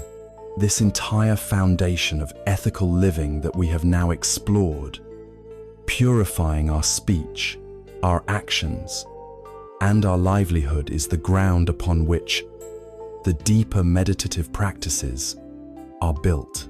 But this ground needs to be tilled and tended. To maintain such a high degree of integrity and mindfulness in a world that often pushes us in the opposite direction requires a specific kind of mental energy. It does not happen by accident. It requires a conscious application of will, a wise and balanced form of inner strength. And so, the path now transitions from the division of ethical conduct to the division of mental discipline, beginning with the crucial factor that fuels the entire journey, the practice of right effort. Having carefully laid the foundation of an ethical life through our speech, our actions, and our livelihood, we now arrive at the part of the path that deals directly with the training of the mind itself. This is the division of mental discipline, and it begins with the crucial factor that provides the energy for the entire journey, the sixth factor, known as samavayama, or right effort. The word effort can be misleading. In our modern culture, it often conjures images of struggle, of striving, of gritting our teeth, and pushing through with sheer force of will. It speaks of stress, tension, and the relentless pressure to achieve. But right effort is something entirely different. It is not the frantic energy of a desperate struggle, but the wise, joyful, and sustainable energy of a gardener tending their garden. It is the opposite of passive drifting, of letting the weeds of our negative habits grow unchecked. But it is also the opposite of aggressive, forceful striving that leads only to burnout and self-judgment. Right effort is the skillful application of our will, a balanced and beautiful energy that propels us along the path with grace and persistence. This wise energy is channeled into 4 specific areas, a comprehensive approach to mental cultivation, often called the 4 great efforts. This is the what to do of our inner work, a practical guide for how to manage the contents of our own mind. The first of these is the effort to prevent unwholesome states from arising. This is the practice of wise prevention, of being a skillful gatekeeper of our own mind. Through mindfulness, we begin to learn what kinds of input, what kinds of external triggers tend to give rise to negative states within us. Perhaps we notice that scrolling through certain social media feeds consistently leads to feelings of envy and inadequacy. Or maybe we find that watching violent or upsetting news just before bed leads to a night of anxious, restless sleep. The effort to prevent is the wisdom to skillfully guard our senses against these known triggers. It is not about hiding from the world in a protective bubble, but about making conscious and compassionate choices about what we feed our minds. Just as we would not knowingly eat spoiled food that will make our body sick, We learn to not feed our mind with input that will make our heart sick. It is the proactive, intelligent work of creating an inner environment conducive to peace. Of course, we cannot be a perfect gatekeeper. We are human, and our minds are conditioned by years of habit. And so, unwholesome states will inevitably arise. A flash of anger, a wave of jealousy, a surge of obsessive desire, a fog of doubt. This is where the second practice, the effort to abandon, comes into play. The troublemaker has already gotten past the gate and is now inside the city of the mind. Our habitual reaction is often one of two extremes. Either we indulge the negative state, feeding it with more thoughts and stories until it becomes a raging fire, or we try to violently suppress it, to push it down and pretend it isn't there. Both of these strategies are counterproductive. Indulgence gives it power. Suppression also gives it power. Like trying to hold a beach ball underwater, it will eventually burst up with even greater force. The effort to abandon is a middle path. It is the skillful and gentle work of letting go. The first step is to mindfully acknowledge the feeling without judgment. Anger is present. Or, this is jealousy. We meet it with clarity, not with fear. Then, we can investigate it with curiosity. What caused this to arise? What is the feeling underneath this anger? Is it fear? Is it hurt? Often, simply shining the light of awareness on the feeling begins to rob it of its power. We can also practice active replacement, consciously calling to mind a thought of loving kindness to counteract the anger, or a thought of appreciation to counteract the jealousy. Or we can simply and gently return our full attention to the physical sensation of our breath, cutting off the fuel of obsessive thinking and allowing the unwholesome state to wither and die from lack of attention. The path is not just about removing the negative, it is equally about cultivating the positive. This is the third practice, the effort to arouse wholesome states that have not yet arisen. This is the joyful part of the work. It is the conscious decision to plant flowers in our garden. This means actively bringing to mind and cultivating qualities like generosity, kindness, compassion, patience, gratitude, and wisdom. We might set aside time to read an inspiring text, to reflect on the good qualities of a person we admire, to recall a time we acted from a place of kindness, or to engage in a formal meditation practice like loving kindness meditation, where we actively send wishes for well-being to ourselves and others. This is not about pretending to feel something we don't. It is the active rehearsal of goodness, the conscious creation of new, positive, mental habits. We are actively making our mind a more beautiful and pleasant place to inhabit. The fourth and final practice is the effort to maintain wholesome states that have already arisen. When, through our practice or through the grace of circumstance, a moment of genuine peace, clarity, or compassion arises, our old habit might be to ignore it or to quickly move on to the next problem. This fourth effort encourages us to do the opposite. It is the effort to nurture and sustain these precious states. When a feeling of calm settles over you, the practice is to notice it, to savor it, to feel its texture in your body and mind. When a spontaneous feeling of generosity arises, the practice is to encourage it and, if possible, to act on it. By giving our full attention to these positive states, we strengthen their neural pathways. We are like a gardener who, upon seeing a tender seedling sprout, makes sure to protect it from the wind, give it water, and ensure it has enough sunlight to grow strong. This practice ensures that fleeting moments of goodness are not lost, but are instead cultivated into enduring qualities of character. These four great efforts provide the structure, but the quality of the energy we bring to them is just as important. right effort is not a tense, white-knuckled striving. It is more like the flow of a great river. A river does not strain or struggle to reach the ocean. It does not curse the boulders that lie in its path. It simply flows with a constant, steady, and powerful pressure. It moves around obstacles. It finds the natural channels.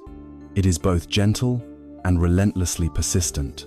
Our effort should be like this: consistent, patient, and wise. It is the energy of kindness, not of aggression.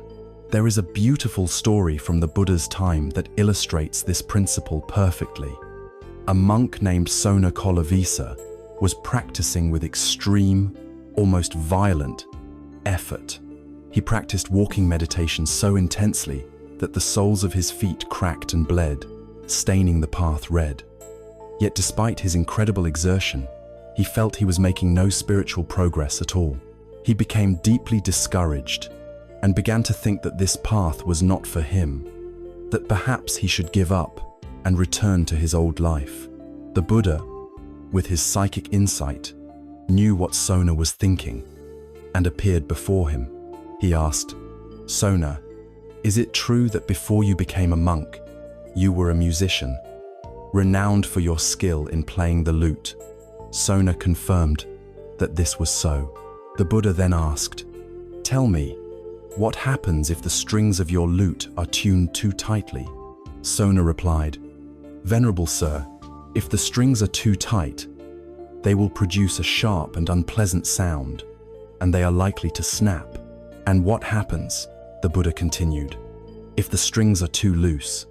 "If they are too loose," Sona said, "they will not produce any sound at all when struck." "And what," the Buddha asked, "is the result when the strings are tuned just right, not too tight and not too loose?" Sona's face lit up. "Then, sir, the lute produces a sound that is beautiful, resonant, and harmonious." The Buddha smiled. "So it is with the spiritual path, Sona.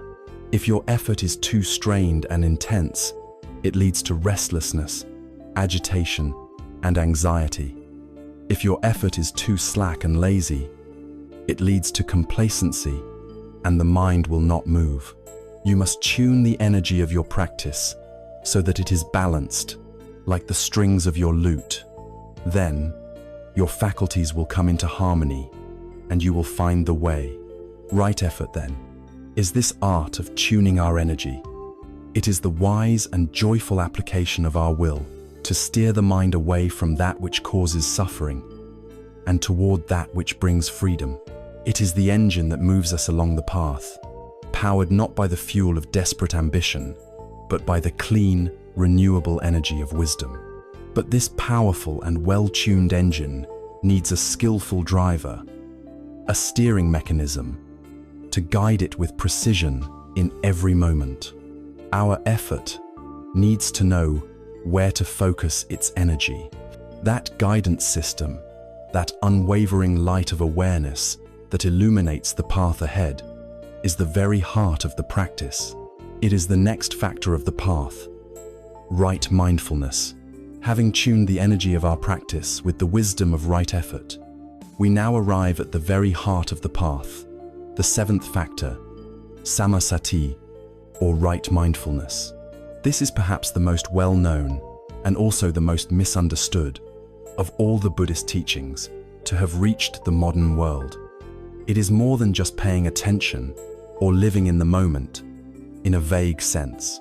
Right mindfulness is a specific and profound quality of awareness. It is the energy of seeing clearly and directly what is happening in our inner and outer world, as it is happening, without the filter of judgment and without getting lost in the story.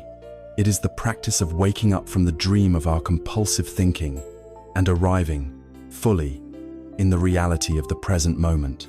If right effort is the engine of our practice, right mindfulness is the light that illuminates the path, the hand on the steering wheel, and the calm, watchful driver, all in one. It is the faculty that allows us to apply our effort wisely, because it shows us exactly what is needed in each moment. To understand what mindfulness is, it is helpful to first understand its opposite, the state in which we spend most of our waking lives. This is the state of mindlessness, of being on autopilot. Our mind is often compared to a monkey mind, a restless creature that is never still, leaping uncontrollably from one branch to another. One moment, it is swinging back to a memory of the past, replaying an old conversation, nursing an old grievance. The next moment, it catapults into the future, rehearsing a conversation that hasn't happened, worrying about a potential problem, or fantasizing about a desired outcome. The body may be here, but the mind is everywhere else but here. Have you ever driven your car from one place to another and arrived with no memory of the journey? Have you ever eaten an entire meal without tasting a single bite? Have you ever been in a conversation, nodding your head, while your mind was a million miles away? This is the trance of ordinary mindlessness. We are not living our lives, we are thinking them.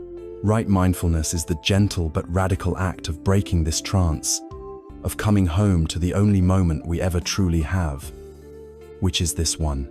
The classical teachings provide a comprehensive training manual for this practice, known as the 4 foundations of mindfulness.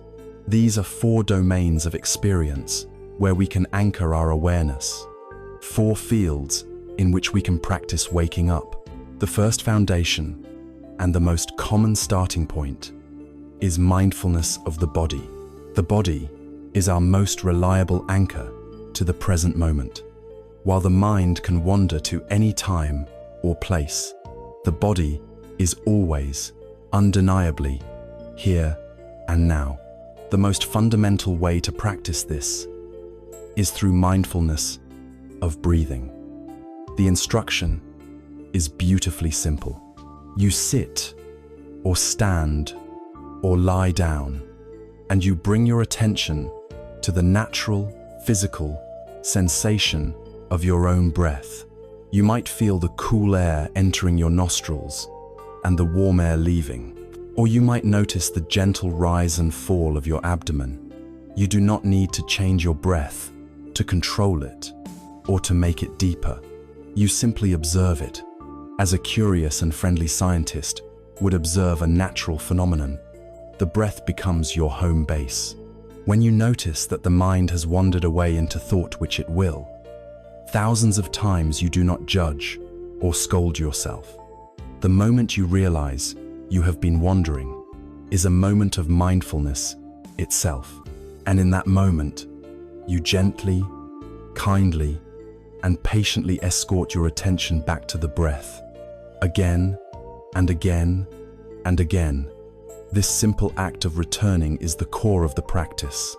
We can also practice mindfulness of the body by noticing our posture, being aware of whether we are sitting or standing, or by doing a slow scan of the body, noticing the myriad sensations of warmth, coolness, tingling, pressure, or tightness, simply knowing them without needing to fix or change them. This practice helps us to fully inhabit our physical selves. The second foundation is mindfulness of feelings. This refers not to complex emotions, but to the raw, immediate feeling tone that accompanies every single moment of our experience. Every sound we hear, every sight we see, every thought that passes through the mind has a basic quality. It is either pleasant, unpleasant, or neutral. Usually, this process is unconscious and automatic. A pleasant feeling arises, and the mind immediately latches on with craving. An unpleasant feeling arises, and the mind immediately pushes it away with aversion. Mindfulness of feelings intercepts this chain reaction at its source. The practice is to simply note the feeling tone as it arises, without getting swept away by the reaction. When you taste something delicious, you can note pleasant feeling.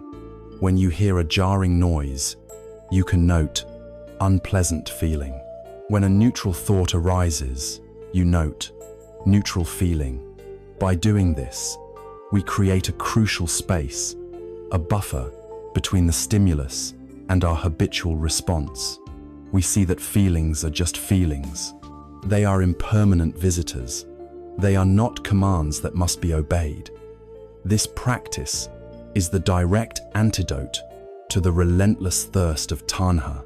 The third foundation is mindfulness of the mind itself, or consciousness. This is the practice of observing the overall state or climate of our mind in any given moment.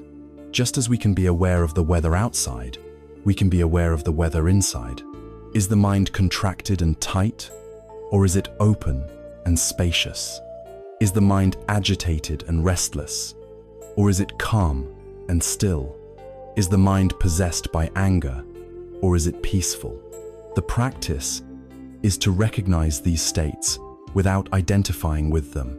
Instead of saying, "I am angry," which creates a solid and painful identity, we can observe, there is anger in the mind. This subtle shift in language reflects a profound shift in perspective. We are no longer the mood, we are the awareness that knows the mood. And like the weather, we come to see that these mental states are impermanent conditions that pass through the vast, open sky of our awareness. The fourth and final foundation is mindfulness of objects of mind, or mental qualities. This is the most comprehensive foundation, where we begin to observe the contents of our mind through the lens of the wisdom we have been cultivating. When a strong desire arises, we can observe it and recognize, this is tanha, the thirst for sense pleasure. When we are caught in a spiral of worry, we can see the mind projecting into the future and recognize the truth of anicca, impermanence, in our own experience. We see the hindrances that block our clarity like sloth, restlessness, or doubters. They arise and pass away. This practice is where wisdom and mindfulness come together. We are no longer just learning about the teachings. We are seeing them come to life in the laboratory of our own mind. A crucial quality that must permeate all four foundations is that of non-judgment. Mindfulness is not a critical, fault-finding awareness. It is a kind, receptive, and spacious awareness. It has the quality of a loving grandparent. Watching a child play, the grandparent sees the child run, fall down, laugh, and cry, all with an unconditional, benevolent attention. Our mindfulness can have this same quality. We watch the dramas of our own mind with a steady, compassionate presence, allowing our thoughts and feelings to arise and pass away without criticism. It is this very quality of non-judgmental acceptance that allows for true healing and transformation. There is an old story of a great acrobat who would walk a tightrope stretched high above a valley. One day, his young apprentice asked him for the secret to his incredible balance. The acrobat told him, "My secret is this. When I am walking the rope, I do not think about the crowd below, or the applause, or the danger. I bring my entire mind to the soles of my feet. When my right foot moves forward, my entire being is in my right foot. When my left foot feels the rope, my entire mind is in my left foot. I am simply and completely where I am, with this one step. I cannot afford to think of the step I have just taken, nor the one yet to come. The secret to balance is to be fully present. Right mindfulness is this practice. It is our shelter in the present moment, our refuge from the anxieties of the future and the regrets of the past. It is the light that we shine on our inner world, allowing us to see what is really there. And as we practice returning again and again with kindness and patience to the present moment, something remarkable begins to happen. The light of mindfulness, which at first may flicker, becomes more steady and continuous. The mind, once scattered like dust in the wind, begins to gather. It becomes calm, unified, and powerful. This emergent quality of a mind that has been saturated with steady mindfulness is the eighth and final factor of the path. It is the culmination of our training, the state known as right concentration. As our effort becomes balanced and our mindfulness becomes continuous, the path culminates in its eighth and final factor, samma samadhi, or right concentration. This is the fruit that grows on the tree of our dedicated practice, the natural and beautiful outcome of a mind that has been nurtured by all the preceding 7 factors. We can imagine our ordinary, untrained mind as the surface of a lake on a windy day. It is constantly being agitated by the winds of desire, whipped into waves by the gusts of aversion, made choppy by the undercurrents of restlessness, and muddied by the sediment of doubt. When the surface of the lake is in such turmoil, its reflection of the world is distorted and unclear. You cannot see the moon or the stars reflected in it with any clarity, nor can you see down into its depths. The purpose of the entire path up to this point, living ethically, applying wise effort, and sustaining mindful measures, been to calm these winds. Right concentration is the state of the lake when the winds have ceased. The surface becomes perfectly still, like a sheet of glass. The water becomes crystal clear. In this state, the mind can flawlessly reflect the truth of reality as it is, and its own profound depths become visible for the first time. Samadhi is often translated as concentration, but it is more than just the simple act of focusing on a single point, as one might focus on a book or a task. It is a state of profound mental unification, a wholeness of consciousness. The scattered, fragmented energies of the ordinary mind, which are usually dissipated in 1,000 different directions, are gathered together into a single, powerful, and coherent current. The mind is no longer at war with itself. It becomes calm, stable, pliable, and luminous, an instrument of incredible precision and power. This state does not arise by accident or by sheer force of will. It is the natural result of the other path factors working in harmony.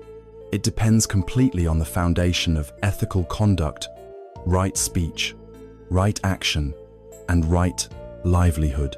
A mind that is burdened by guilt over a harmful word, by remorse over an unethical action, or by the inner conflict of a harmful livelihood will be too agitated to settle into deep calm. A clear conscience is the fertile ground in which concentration can grow. Likewise, it arises directly from right effort. The 4 great efforts have been systematically clearing the mental landscape, preventing the arising of hindrances, and cultivating the presence of wholesome states, preparing the mind for stillness. And most immediately, right concentration is born from right mindfulness. As our moment-to-moment awareness becomes stronger and more continuous, the mind's tendency to wander naturally subsides. By patiently and gently returning our attention to our object of meditation, such as the breath, again and again, we are strengthening the mind's ability to remain steady. Sustained mindfulness is the pathway that leads directly to the door of concentration. To understand how concentration develops, it is helpful to understand the forces that prevent it. In the teachings, these are called the 5 hindrances, the 5 winds that churn the surface of the lake. The first is sensual desire, the mind's tendency to be pulled outward toward a pleasant sight, sound, smell, taste, or feeling. It is the mind abandoning its anchor to chase after a fleeting pleasure. The second is ill will, or aversion, the mind's tendency to push away, to resist, or to harbor anger toward an unpleasant experience, thought, or person. The third is sloth and torpor, a state of mental and physical heaviness, dullness, and sleepiness, where the mind lacks the energy to be alert. The fourth is restlessness and worry, the agitated monkey mind in full swing, unable to settle because it is caught in anxious thoughts about the future or guilty thoughts about the past. And the fifth is skeptical doubt, a kind of inner paralysis, a cynical voice that questions the practice, the teacher, or our own ability to succeed, thereby undermining our effort before it can even begin. The practice of mindfulness and effort is the work of learning to recognize these 5 hindrances as they arise and to skillfully let them go. When these hindrances are temporarily abandoned, the mind naturally begins to settle into states of profound pleasure and peace. This is a crucial point. Right concentration is not a dry, grim, or tense state. It is, in fact, profoundly blissful. As the mind is secluded from the pull of desire and the push of aversion, a deep sense of joy and happiness, born not of the senses, but of inner peace, begins to arise.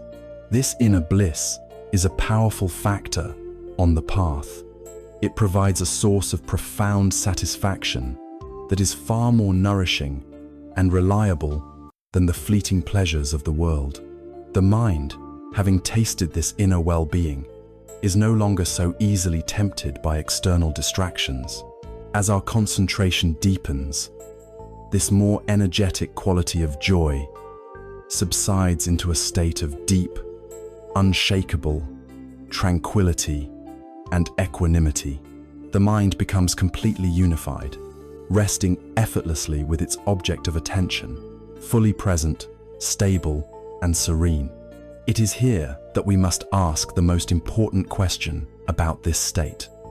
What is its purpose?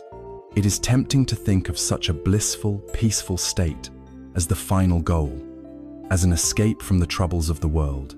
But this would be a profound misunderstanding. Right concentration is not an escape from reality. It is the perfect preparation for investigating reality at its deepest level. It is the forging of a perfect scientific instrument. Its purpose is to create a platform for the arising of liberating wisdom, or vipassana. Imagine a skilled hunter in a forest, trying to get a clear view of a magnificent deer. As long as the deer is restless, darting back and forth among the trees, the hunter can only catch fleeting glimpses. He cannot see its true form, its strength, its beauty. He must wait patiently until the deer becomes calm and stands still. Only then can he see it clearly. In this analogy, the deer represents our own inner processes, thoughts, feelings, and sensations. In our ordinary, agitated state, they are constantly in motion, a chaotic blur. We cannot see their true nature. We get caught up in them, identify with them, and are carried away by them. The practice of right concentration is what stills the deer. When the mind is calm, stable, and unified, we can turn its powerful, focused light back upon ourselves and see our own experience with unprecedented clarity. With a concentrated mind, we can observe a thought as it arises in the mind, see it persist for a few moments, and then watch it dissolve, all without being disturbed by its content. We experience the truth of anicca, impermanence, directly and personally. We see that there is nothing solid or lasting to hold on to. With a concentrated mind, we can experience a strong physical pain without the second arrow of mental suffering. We can separate the raw physical sensation from our story about it, our fear of it, our resistance to it. We see the truth of dukkha, the suffering we add through our own reactions. With a concentrated mind, we can look for the I, the permanent self we believe is running the show, and we find only a dynamic, impersonal flow of seeing, hearing, thinking, and feeling. We experience the truth of anatta, not self, directly, and the burden of the ego begins to fall away. This is the ultimate purpose of samadhi. It is the creation of a stable laboratory for the work of insight. The stillness of the lake allows us to finally see through the surface reflections and perceive the nature of the lakebed itself. It is not an end, but a means to the final and irreversible liberation of the heart through wisdom. Having now forged this powerful instrument of a calm and unified mind, our journey is prepared to enter its final phase. With this newfound stability and clarity, we can turn our attention back to the fundamental characteristics of existence that we first explored conceptually through right view. We are now equipped to see them not as ideas, but as the undeniable, living fabric of every moment. And so, with a mind sharpened and stilled by concentration, we will begin by looking deeply into the most pervasive truth of all, the ever-flowing river of change, the reality of impermanence. With a mind that has been steadied, unified, and brightened by the practice of concentration, we are now prepared to look into the heart of reality itself. We are ready to move beyond concepts and ideas, and to use this refined instrument of awareness to see things directly as they are. Our investigation begins by revisiting the first of the three marks of existence, but this time, with a new depth of clarity, we turn our full attention to the truth of anicca, or impermanence. We have already acknowledged this truth intellectually. We know that seasons change, that people age, that life is finite, but this conceptual understanding is like looking at a photograph of a vast, flowing river. You can see the river, you can appreciate its form, but you do not feel its power, its coolness, its relentless current. The practice of insight meditation, supported by concentration, is the act of stepping out of the gallery and into the river itself. It is the direct, felt, and irrefutable experience of change in every single moment.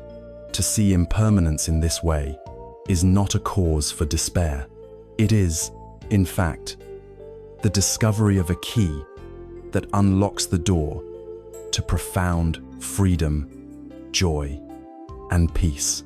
Our exploration begins on the macro level, with the changes we can all observe in the world around us and in the grand sweep of our own lives. We see the undeniable rhythm of day turning to night, and night yielding to the dawn. We witness the cycle of the seasons, the budding of spring, the fullness of summer, the decay of autumn, and the dormancy of winter. We look to the heavens and know that the stars we see are not eternal fires, but are vast furnaces that are born, that burn for billions of years, and that eventually die, seeding the cosmos with the very elements that make up our bodies. We look to human history and see the ruins of great empires that believed they would last forever. Now, silent testaments to the power of time, we see how cultures shift, how technologies transform our way of life, how the world of our grandparents is vastly different from the world of today, and we see it in the arc of our own existence. We were once helpless infants, then curious children, then searching adolescents, then striving adults. The cells of our body have replaced themselves many times over. Our opinions, our beliefs, our tastes, our dream soul have been in a constant state of flux. To see this clearly is to recognize that stability is an illusion we project onto a world that is, in its very essence, a seamless and perpetual flow. This grand view is the starting point, but the true, liberating insight into impermanence happens on the micro level, in the silent laboratory of our own meditative experience. With a mind stilled by samadhi, we can observe the subtle unfolding of change moment by moment. We begin with the body. As we sit in stillness and pay attention, we realize the body is not a solid, static object. It is a vibrant, humming field of processes. We feel the breath moving in, filling the lungs, and moving out, a constant tide of sensation. We can feel the steady, rhythmic pulse of the heart, a drumbeat marking the passage of moments. We can notice a subtle tingling in our hands, a warmth in our chest, a pressure where our body meets the chair. We watch as these sensations arise without our bidding, linger for a time, and then, just as mysteriously, they dissolve. The body is not a noun, it is a verb. It is a river of ceaseless sensation. We then turn this fine-tuned awareness to our feelings. In our ordinary, distracted state, our feelings control us completely. A pleasant feeling arises, and we grasp it. An unpleasant feeling arises, and we fight it. But with a calm, observant mind, we can watch this process from a place of stillness. We notice a wave of joy, perhaps triggered by a happy memory. We feel its pleasant energy, we see it crest, and then we watch as it naturally subsides, leaving no trace. A short while later, a wave of sadness or frustration may arise. We meet it with the same equanimity. We feel its texture, its weight, and we watch as it, too, eventually passes away. We learn that feelings are like weather patterns. They are not us, and they are not permanent. They are temporary events in consciousness. Seeing this directly, we begin to unlearn our lifelong habits of clinging and aversion. We find an inner freedom that is not dependent on feeling good all the time. Most profoundly, we observe the nature of our thoughts. Our thoughts often seem to be the very core of who we are. They are the narrator of our lives, the voice of the I. But with a concentrated mind, we can see them for what they are. We can sit and watch as thoughts emerge out of nowhere, like bubbles rising from the depths of a pond. A thought about work, a snippet of a song, a plan for dinner, a worry about a loved one. Each thought appears, captures our attention for a moment, and then vanishes. Where did it come from? Where does it go? The more we watch, the more we see that the mind is a waterfall of thinking, not a solid block of thought. There is no permanent thinker behind the thoughts, choreographing the show. There is simply the selfless, spontaneous process of thinking. When we see this, our thoughts begin to lose their tyrannical power over us. We no longer have to believe every single one of them. We see them not as facts, but as suggestions, as mental events, as clouds passing through the sky of the mind. It is in this direct, intimate seeing of impermanence that we finally understand the true nature of dukkha. Our suffering is not caused by the fact that life changes. It is caused entirely by our demand that it stay the same. We build mental houses on the banks of the river of reality, and then we weep when the current inevitably washes them away. We suffer because we try to grasp a handful of water, to hold onto a beautiful sunset, to freeze a moment of joy. The suffering is in the clenching, in the resistance to the natural flow. When we truly and deeply accept that everything is a flow, the resistance ceases and the suffering dissolves. There is a deeply moving story that illustrates this journey from resisting impermanence to understanding it. A young woman named Kisa Gotami had an infant son who was the entire world to her. One day, the child fell ill and died.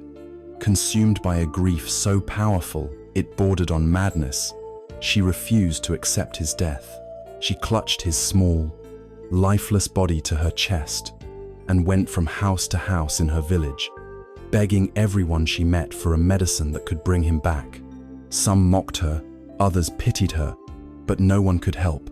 Finally, a wise old man, seeing her desperation, advised her to go and see the Buddha. She went to the Buddha and pleaded with him to perform a miracle. The Buddha looked at her with immense compassion and said that he could help her, but on one condition. She must first bring him a single mustard seed from a house in the village where no one had ever died. Filled with a desperate hope, Kisa Gotami began her search. She knocked on the first door. "I need a mustard seed for the Buddha to heal my son," she said. "Of course," the kind woman replied. "Take what you need." As the woman went to get the seed, Kisa Gotami asked, "Has anyone in this house ever known death?" The woman's face fell. "Oh, my dear," she said. "My husband died just last year." Kisa Gotami went to the next house, and the next, and the next. The story was always the same. Everyone was willing to give her a seed, but in every single home, death had been a visitor. One had lost a parent, one had lost a child, one had lost a dear friend. She heard the words, "The living are few, but the dead are many," over and over again. As the day wore on, a profound transformation took place within her. She was still grieving, but her grief was no longer a sharp, isolating agony. It was softening into a deep, shared sorrow. She realized that death was not a unique tragedy that had unfairly befallen her. It was the universal, inescapable condition of all life. She had gone looking for a house untouched by death, and in doing so, she discovered that the entire world was that house. With this deep understanding, she took her son's body to the charnel ground and returned to the Buddha, no longer asking for a miracle, but for a teaching. She had understood impermanence in her heart. To understand anicca is to learn to dance with life. It is to realize that because things are impermanent, every moment is infinitely precious. We learn to love more fully, to appreciate more deeply, precisely because we know that nothing lasts forever. Impermanence is also what makes growth, change, and forgiveness possible. If everything were permanent, every mistake would be an eternal condemnation. Every moment of sadness would be a life sentence. It is the very fact that things change that gives us hope. We can learn to hold our joys and our sorrows, our successes and our failures, with a light and open hand rather than a clenched fist. And as we rest in this deep, experiential understanding of impermanence, a final, penetrating question begins to form in the quiet mind. If everything I experience, every sensation in my body, every feeling, every thought is in this state of constant, selfless flux, arising and passing away from moment to moment, then where is the solid, permanent I that is having this experience? If everything is just a flowing river, who or what is this self that I believe myself to be? This question leads us directly to the next great mark of existence and the most profound of the Buddha's insights, the truth of anatta, or not, self. Having seen with the clear eye of a concentrated mind that all our experiences are an ever-flowing river of impermanence, we are brought to the most penetrating and pivotal question on this entire spiritual journey. If our body is constantly changing, if our feelings, thoughts, and perceptions are as fleeting as clouds in the sky, then who, precisely, is this I that we feel ourselves to be? Where is the permanent, unchanging self that is the owner of this body, the thinker of these thoughts, and the feeler of these feelings? The investigation into this question leads us to the third great mark of existence, the truth of anatta, or not self. This is, without a doubt, the most subtle, the most challenging, and ultimately, the most liberating of the Buddha's teachings. To a culture built on the celebration of the individual self, the idea of not self can sound terrifying, like a doctrine of annihilation, but this is a profound misunderstanding. The teaching of anatta is not a declaration that you do not exist. It is a liberating insight that you do not exist in the way you habitually think you do. It is the discovery that the self we have spent our entire lives defending, promoting, and worrying about is, in fact, a beautiful illusion, and that freedom lies in seeing through it. We can think of our mind and body as a house. From birth, we are raised to believe that we are the owner of this house. We call it me, and we decorate its rooms with our beliefs, memories, and identities. We guard its doors fiercely against criticism and spend our days trying to improve its curb appeal. The teaching of anatta is like a deep structural survey of this house. It invites us to take a flashlight and search every single room, every closet, every corner, looking for this mysterious owner. Before we begin this search, it is crucial to distinguish between two levels of reality. On the conventional, everyday level, of course we have a self. You have a name, a history, a body that is distinct from other bodies. You say, I am hungry, or I am going for a walk. This conventional self is necessary for us to function in the world and communicate with each other. The teaching does not deny this. The investigation of anatta happens at the ultimate, or absolute, level of reality. It asks, beyond the convenient label, beyond the social convention, is there an actual, solid, continuous, independent entity, a soul, or essence, that is this self? The conclusion of this deep investigation is a startling one. No such entity can be found. The path guides this investigation by systematically deconstructing our experience into 5 fundamental components, known as the 5 aggregates or the 5 skandhas. These are the 5 rooms of the house we are going to search. If a self exists, it must be found in one of these 5 categories, or as a combination of them, or as something separate from them. The first aggregate is form, or the physical body. This is the most obvious candidate for the self. We point to our body and say, this is me. But let's look closely. Is the body permanent? No. We have seen that it is a constant process of change, aging, and decaying from the moment of birth. Is it truly me? If it were, we should have complete command over it. We should be able to say to our body, do not get sick, do not grow old, do not feel pain, and it would have to obey. But it does not. The body follows its own natural laws. Furthermore, the body is composed entirely of not-body elements. The food we ate, the water we drank, the air we are breathing, all of these were once part of the outside world. The body is a temporary loan from the earth, the sun, and the sky. How can this changing, disobedient, and composite form be our true, unchanging self? We look in the room of the body, and we cannot find the owner. The second aggregate is feeling. This refers to the pleasant, unpleasant, and neutral feeling tones that arise with every experience. Perhaps the self is our feelings?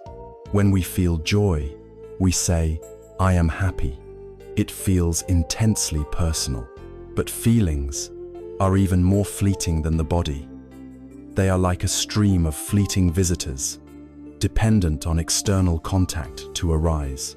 A pleasant sound creates a pleasant feeling, which vanishes when the sound stops.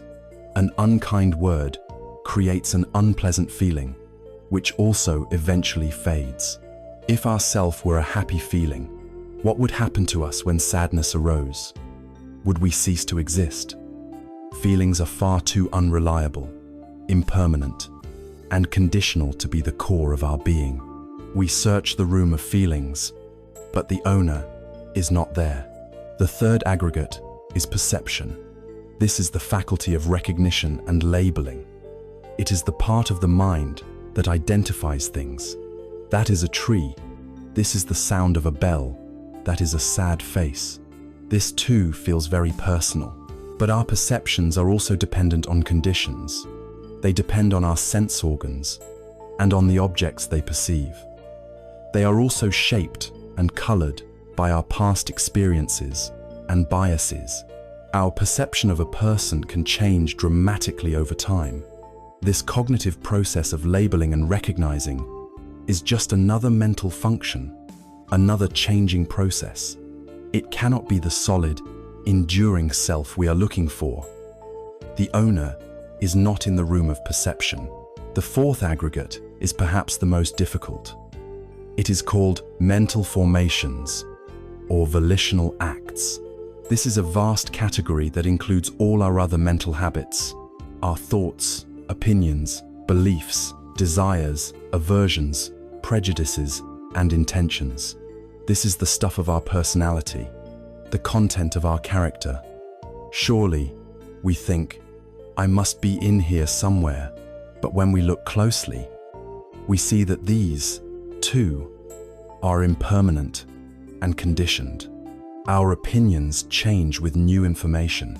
Our desires shift from moment to moment. Our moods are notoriously unreliable. Our habits can be changed with effort. These mental formations are not a solid entity. They are a series of mental events. They are activities that happen within the mind, not the essential owner of the mind. They are more like the furniture and decorations in the house, constantly being moved around, replaced, and rearranged. The furniture is not the owner. The fifth and final aggregate is consciousness itself. This is the last resort. If the self is not the body, not the feelings, not the perceptions, and not the mental formations, then surely it must be the very awareness that knows all of these things. But the teaching invites us to look even here. What we find is that consciousness is not a single, monolithic stage upon which experience unfolds. Consciousness itself is conditioned and arises in dependence on other things. Eye consciousness arises dependent on an eye and a visible form. Ear consciousness arises dependent on an ear and a sound. Mind consciousness arises dependent on the mind and a thought. There is no independent, all-encompassing consciousness that exists by itself. It too is a flickering, dependent, moment-to-moment arising. It is the light that illuminates the rooms, but the light itself is not the owner of the house. After searching all 5 rooms, we come to a profound conclusion. There is no owner. The being we call self is a psychophysical process, a temporary and dynamic coming together of these 5 changing aggregates. The word I is simply a convenient label we apply to this bundle of processes, in the same way we apply the label river to the continuous flow of water.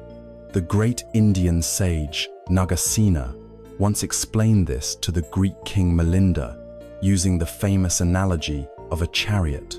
The king asked, "Venerable sir, if there is no self, then who am I speaking to?"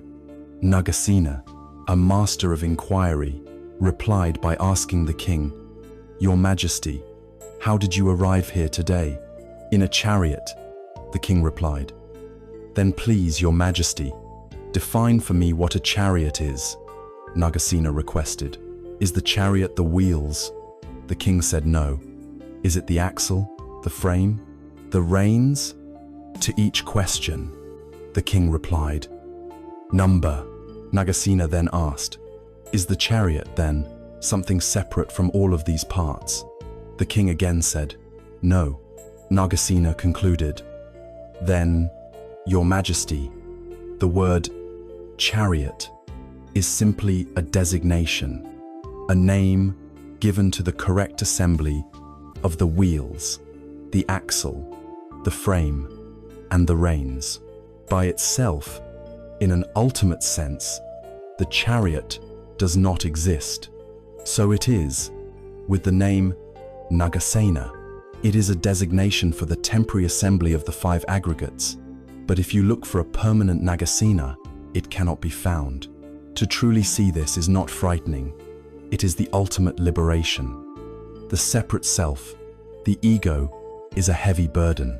We spend so much energy defending it, promoting its agenda, polishing its reputation, and fearing its ultimate demise. The constant inner chatter of me, my, and mine is the source of our anxiety, our greed, our jealousy, and our conflict with others.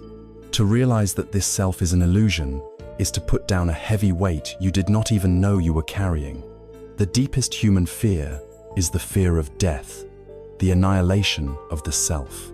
But if we see that this solid, separate self was never there to begin with, the fear of its end loses its power. What we are is not a fragile object that can be broken, but a dynamic process, a flow of life itself. Furthermore, the dissolution of the illusion of a separate self is the birth of true compassion. As long as I feel like a solid me, you are a solid other. There is a wall between us. My suffering is my problem, and your suffering is yours. But when the walls of the ego become transparent, we see that the same processes of form, feeling, perception, and thought are happening in everyone.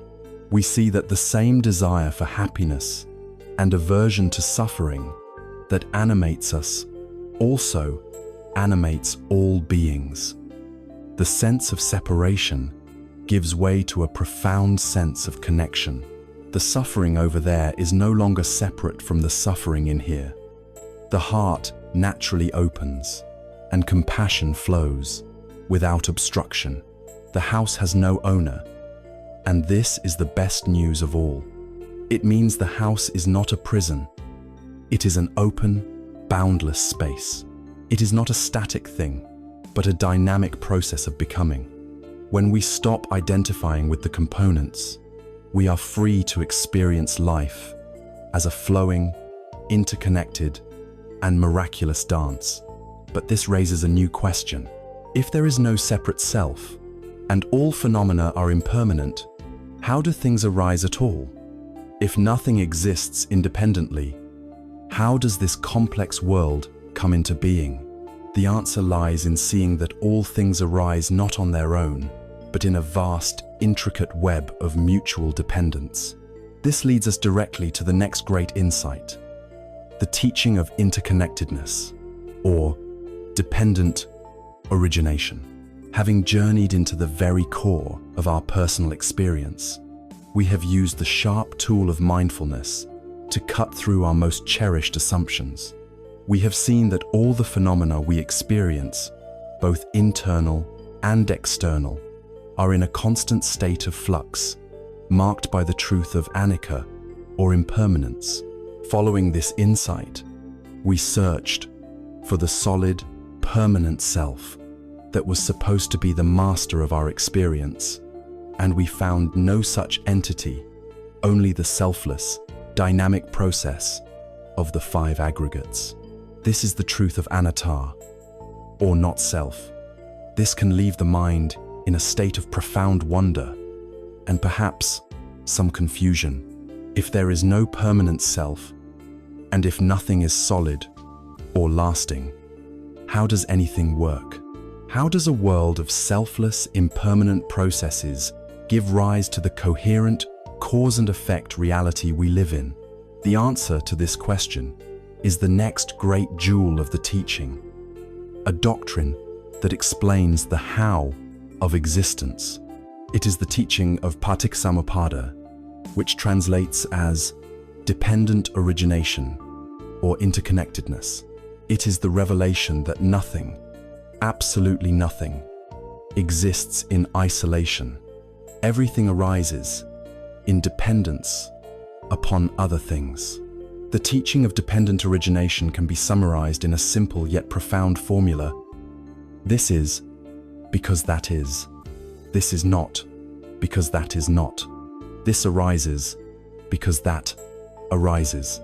This ceases because that ceases. This is the fundamental law of conditionality that governs the entire universe, from the formation of galaxies to the arising of a single thought in the mind. It is a teaching that moves us from a view of the world as a collection of separate objects to seeing it as a vast, seamless, and dynamic web of relationships. In our everyday perception, we see a world of discrete things.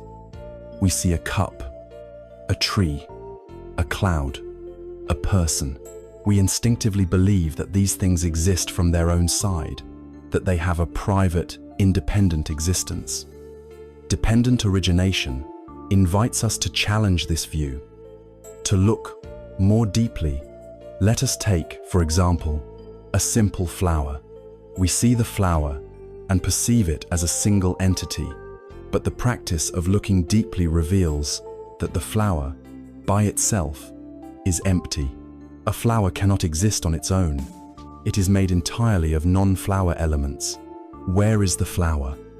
If we look deeply, we see the sunshine that coaxed it to grow. We see the cloud and the rain that provided its water. We see the soil and its nutrients. We see the bee that carried the pollen, the gardener who tended the seed, the generations of plants that came before it. The entire cosmos has conspired to bring this single flower into manifestation. The flower is empty of a separate self, but it is full of the entire universe. It can only be because everything else is. The great Vietnamese Zen master Thich Nhat Hanh coined a beautiful word for this reality. He said that instead of the verb to be, we should use the verb to inter-be. The flower inter is with the sunshine. The cloud inter is with the soil.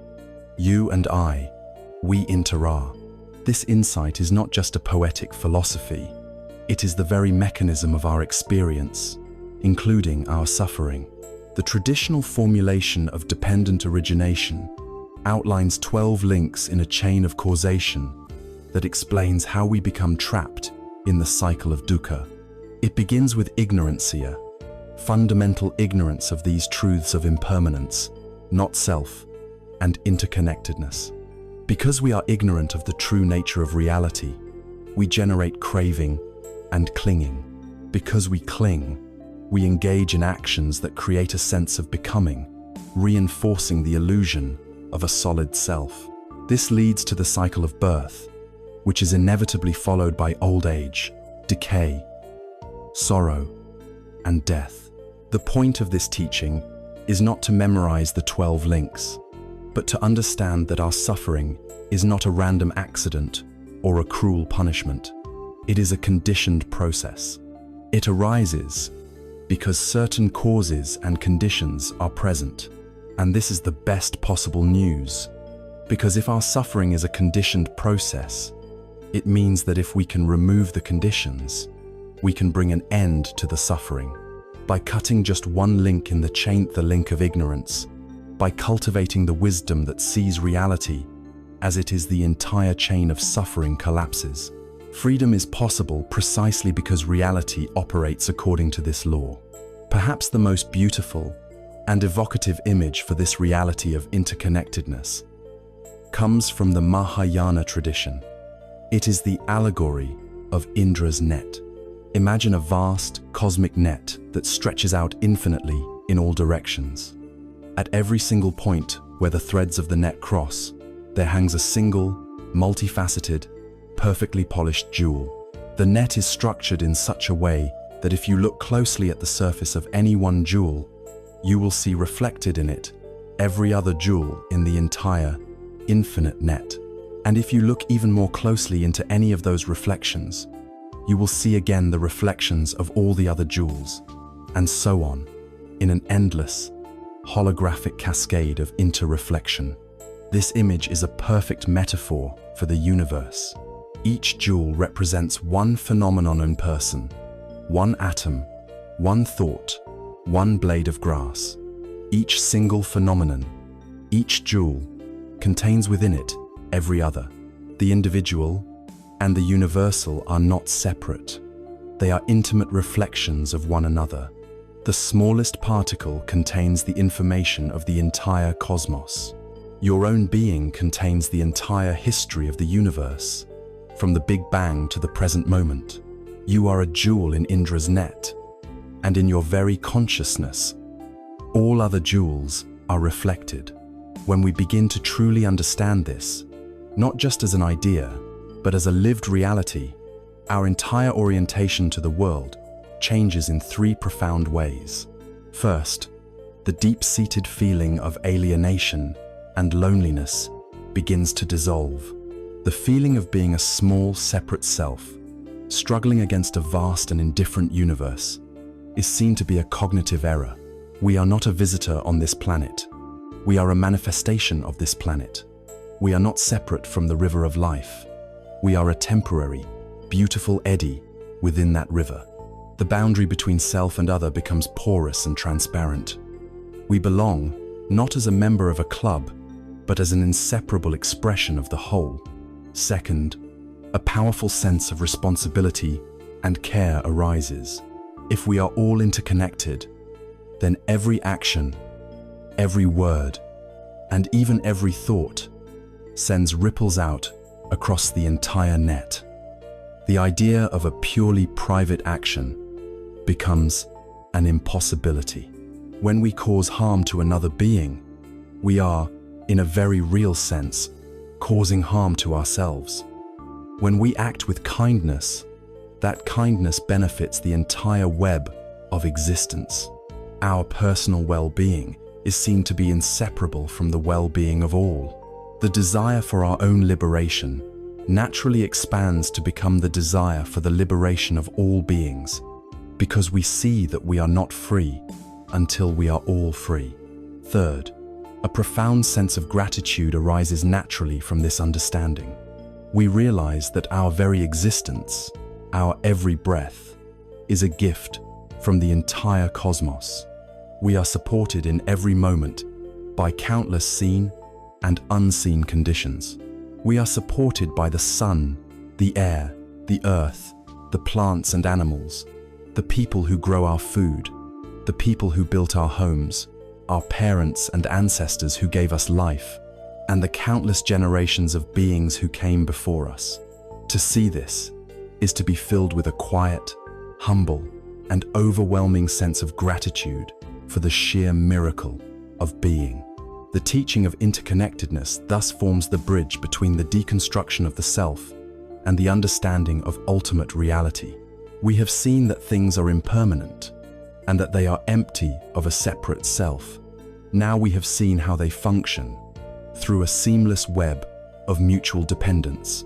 This leads us to one final, profound question. If everything is just this shimmering, interdependent web of reflections, if nothing has any solid substance of its own, what is the ultimate nature of the jewels themselves? What are they made of?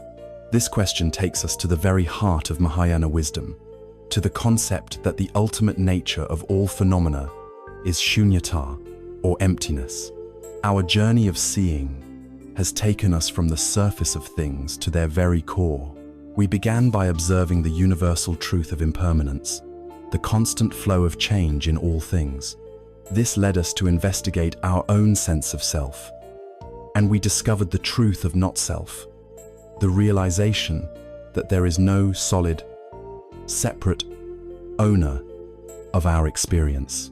From there, we saw how these selfless, impermanent processes arise and interact through the law of interconnectedness, the vast web of dependent origination, where everything exists in mutual dependence upon everything else. Now, we arrive at the final and most profound insight into the nature of reality, an insight that synthesizes all the others. We arrive at the teaching of Śūnyatā, or emptiness. There is no word in spiritual philosophy that is more prone to misunderstanding than emptiness.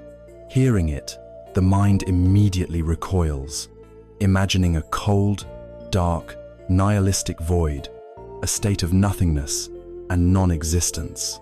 It is absolutely crucial to understand from the very beginning that this is not what emptiness means. In this teaching, emptiness is not an absence, but a specific kind of presence. It does not mean that things do not exist. It means they do not exist in the way we think they do. The teaching on emptiness is not a denial of life, but a revelation of its true, magical, and unbound nature. The key question to unlock this wisdom is always, empty of what? The answer is simple and direct.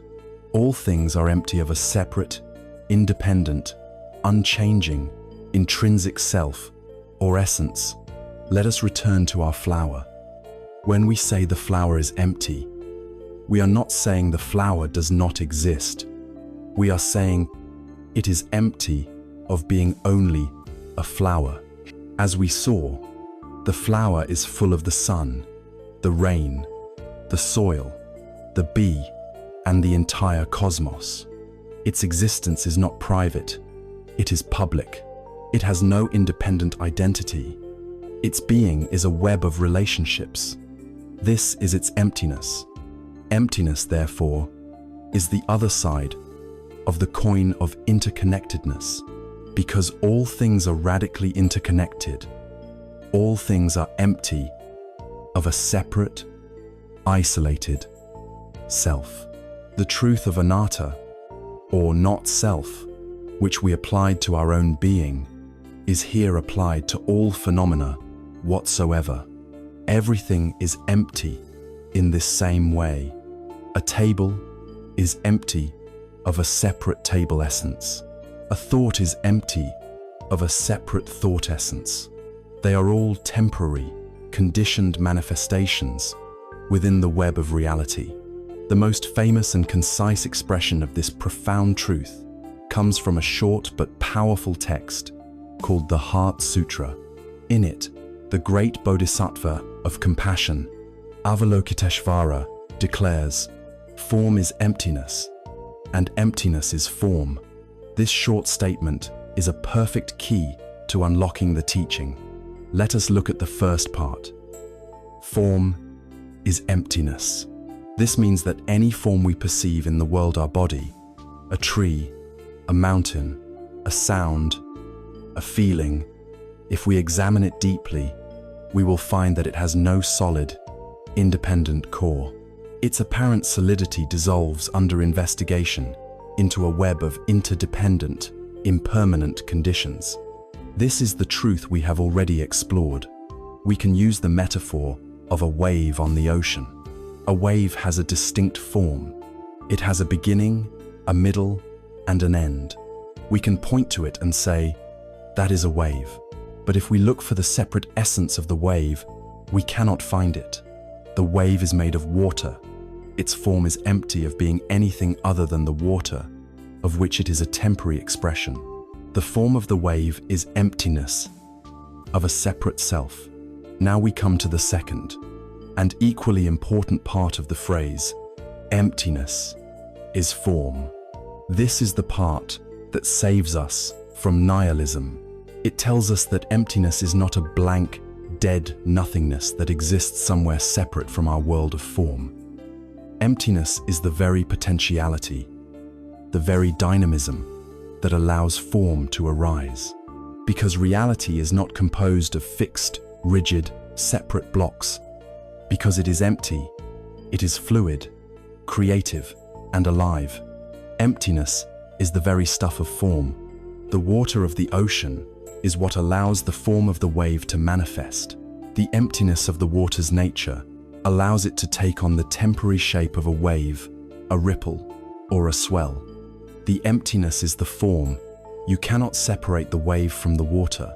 In the same way, you cannot separate the world of form from its empty, luminous, and potential-filled nature. They are two aspects of one single, non-dual reality. To see this is to understand the source of true freedom. If things were not empty, if they possessed a fixed, independent, unchanging essence, then nothing could ever change. An acorn would be an acorn, and it could never become an oak tree. A person who made a mistake would be eternally defined by that mistake. A state of sadness would be a permanent prison. The universe would be a frozen, dead museum of static objects. It is precisely because all things are empty of a fixed self that they are full of boundless potential. A seed can become a flower. An ignorant thought can become a wise one. A heart contracted in anger can open into boundless compassion. Emptiness is not a limitation. It is the ultimate permission.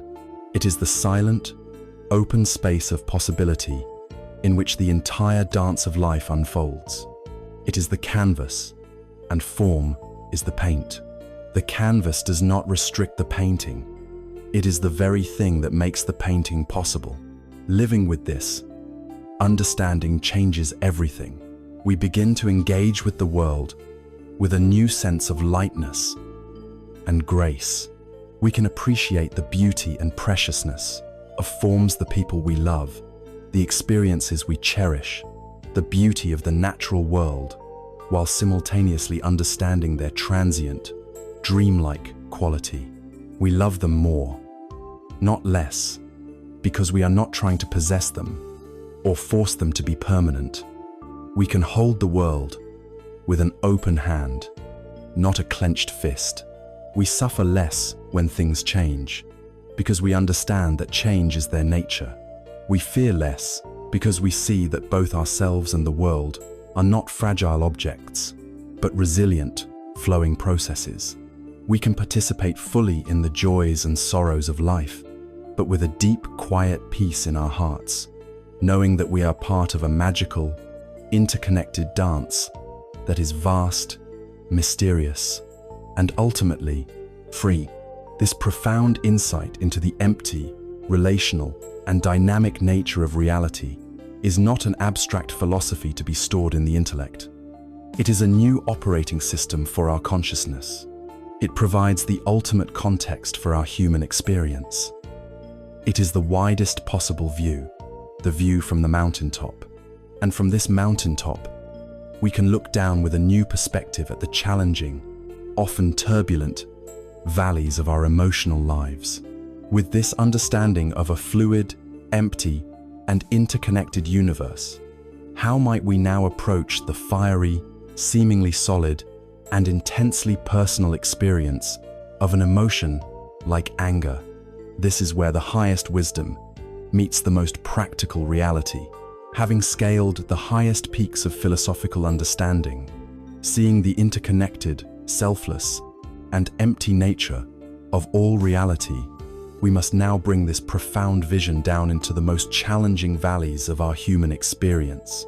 It is easy to speak of emptiness and flow when the mind is calm, but what happens when a fire erupts within us?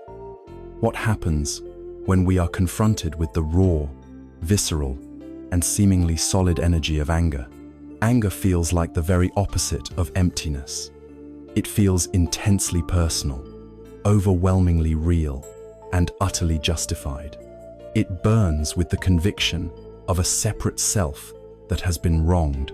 The practice of handling anger is therefore a masterclass in applying all the wisdom we have cultivated.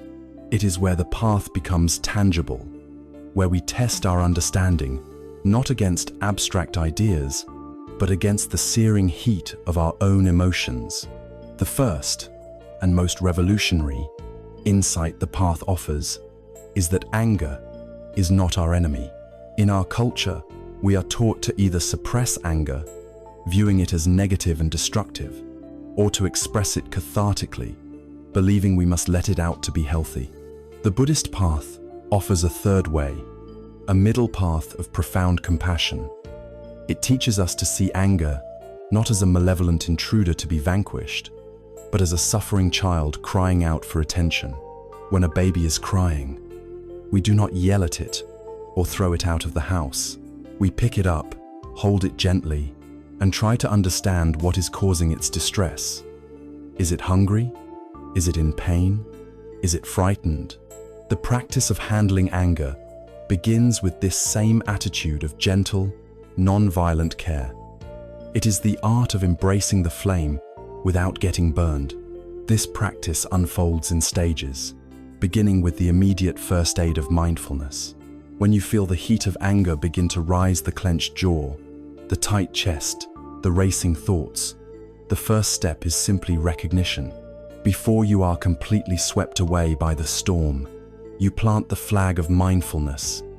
You say to yourself, silently and clearly, anger is here. This simple act is incredibly powerful.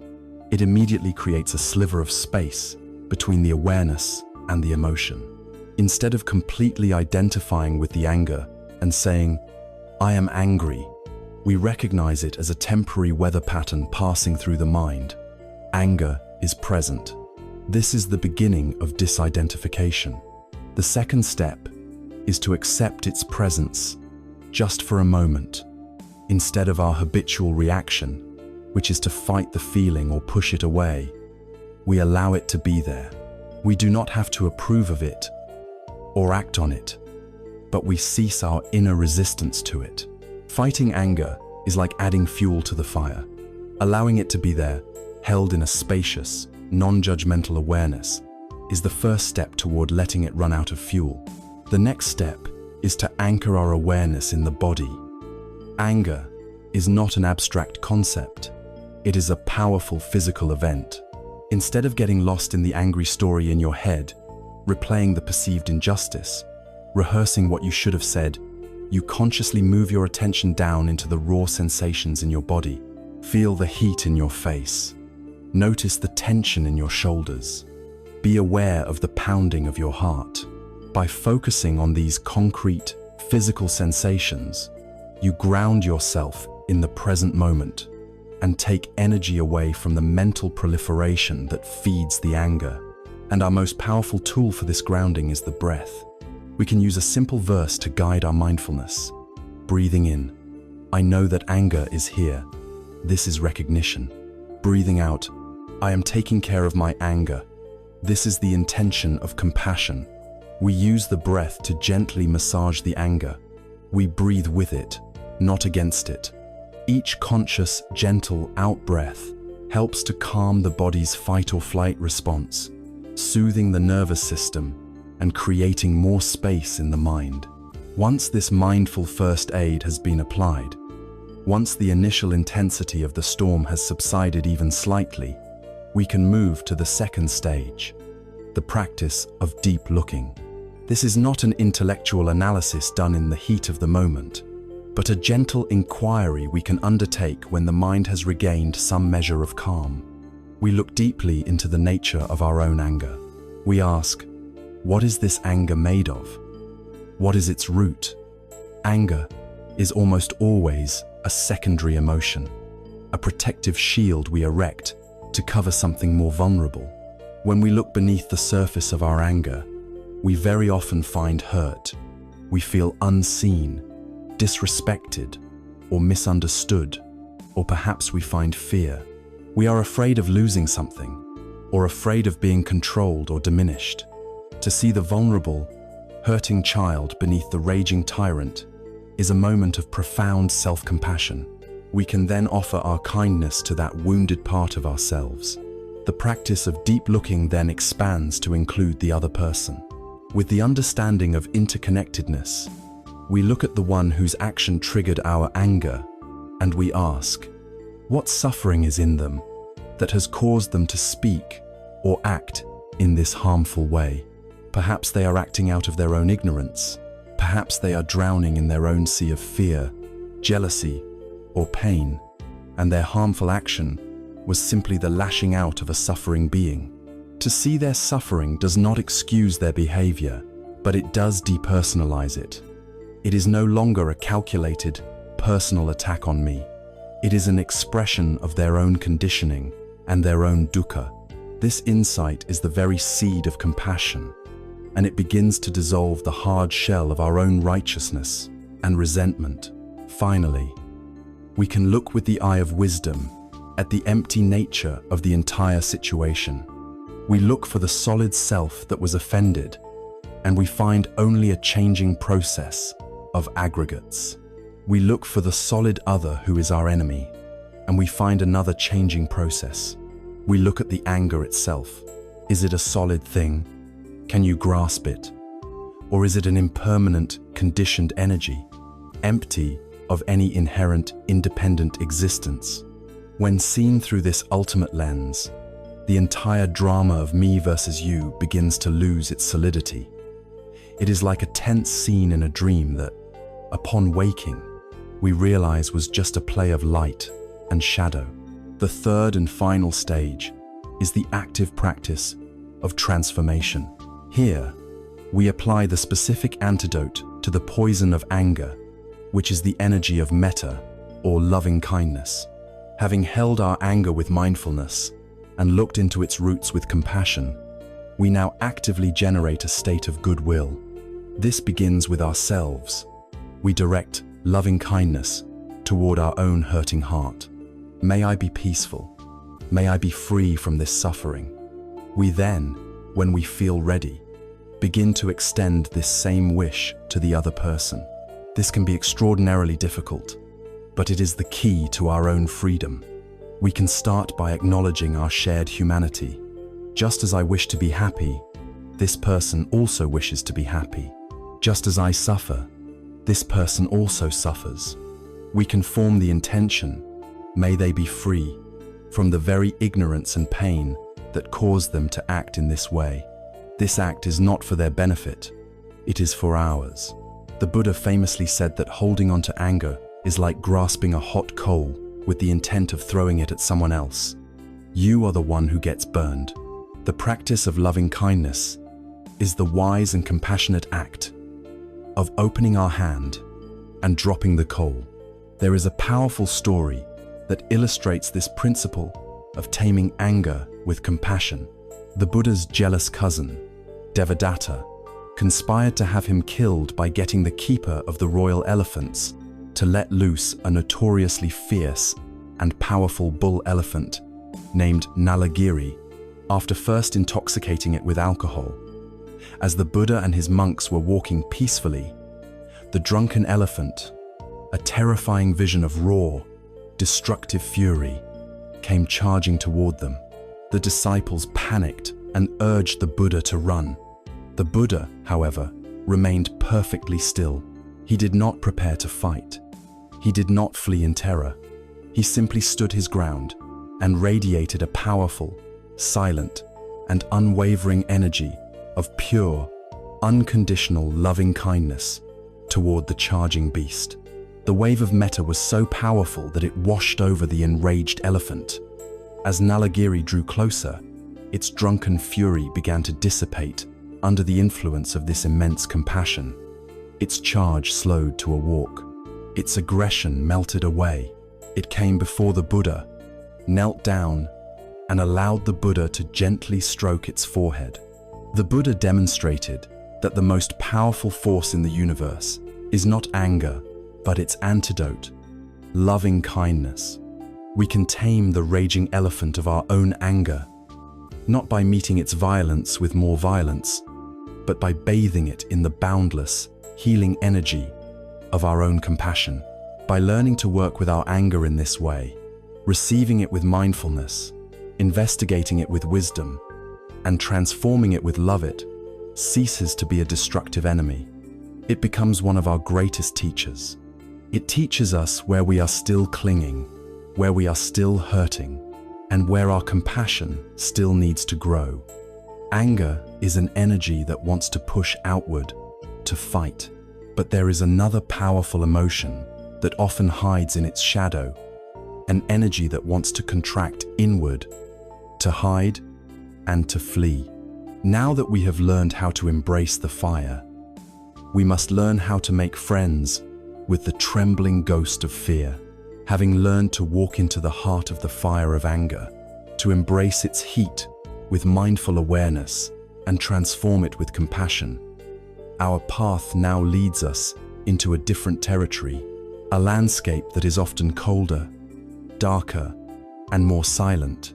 We turn our attention to the shadow that walks beside so many of us in the modern world, the pervasive experience of fear and its chronic, low-grade cousin, anxiety. If anger is an energy that explodes outward, fear is an energy that contracts inward. It is the feeling of closing down, of retreating, of being threatened. In its original, evolutionary form, fear is an intelligent and vital energy. It is the alarm bell that signals immediate physical danger, preparing the body to fight or to flee ensuring our survival. But the great suffering of our time is that this life-saving alarm system, designed for acute, short-term threats, like a predator in the wild, has become stuck in the on position. The threat is no longer a tiger in the bushes. It is a what if in the mind. The danger is not here and now. It is projected into an imagined future. This is the state of anxiety, a free-floating fear detached from any immediate cause, a constant hum of apprehension that colors our days and haunts our nights. To work with fear and anxiety, we must first understand their root. From the perspective of this path, the primary engine of anxiety is a mind that has abandoned the present moment. Fear cannot survive in the now. The body is here, breathing in this room, but the mind is time-traveling into 1,000 possible futures, almost all of them negative. It is rehearsing for a job interview and imagining its failure. It is anticipating a difficult conversation and picturing the worst possible outcome. It is projecting illness, financial ruin, or the loss of a loved one. We are not afraid of what is happening. We are tormented by our own stories about what might happen.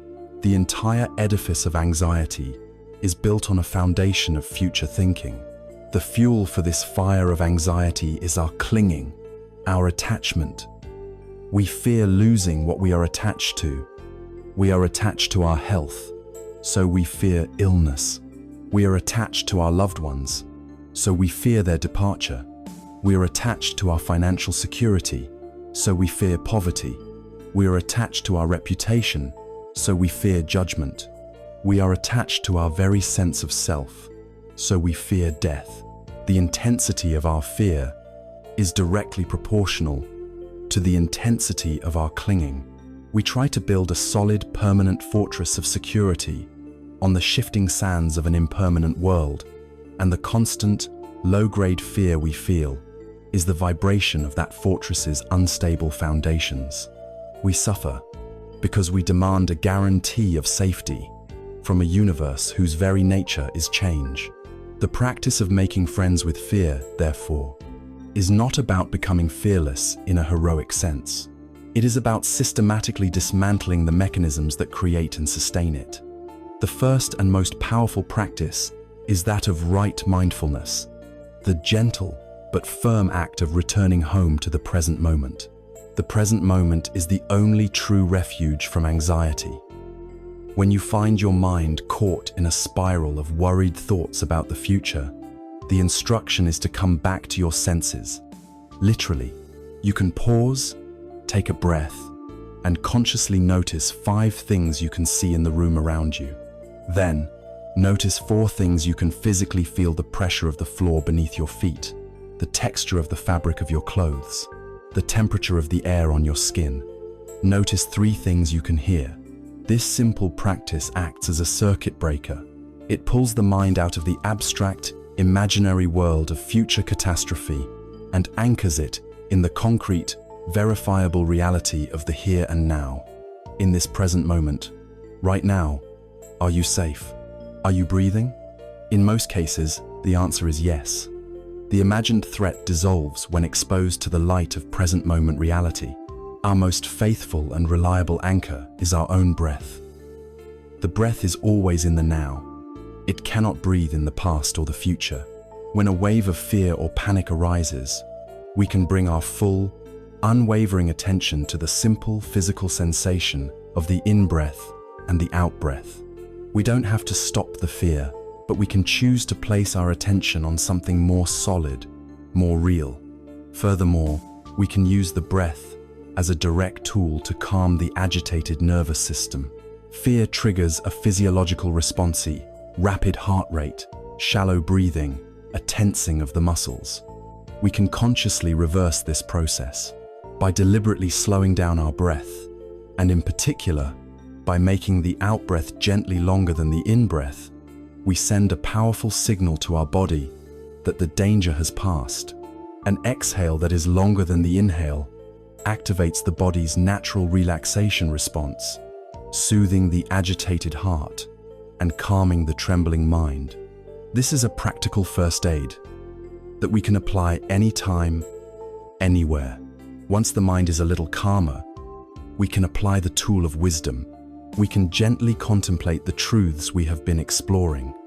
We can look at the object of our fear, the job, the relationship, the state of our health, and remind ourselves of the truth of anicca, impermanence. This too is changing. This too will pass. By seeing the impermanent nature of what we fear to lose, our desperate grip begins to loosen. We can also turn the light of wisdom on the very self that is feeling afraid. We can ask, who is this I that is so frightened? When we look for a solid, continuous self to protect, we find only the selfless, flowing processes of body, feelings, and thoughts. When there is no solid self to be threatened, fear has less of a target to latch onto. Its power is diminished. There is a profound teaching of the Buddha, known as the parable of the second arrow, which perfectly illustrates this practice. The Buddha said that in life, from time to time, we are all shot by a first arrow. This is the unavoidable, objective pain of human existence. It is getting sick, losing a job, the ending of a relationship, the death of a loved one. These first arrows are a natural part of life, and they are painful. However, the Buddha explained, most of us do not stop there. The moment we are struck by the first arrow, we immediately shoot ourselves with a second one. This second arrow is our own mental reaction to the first. It is the arrow of fear.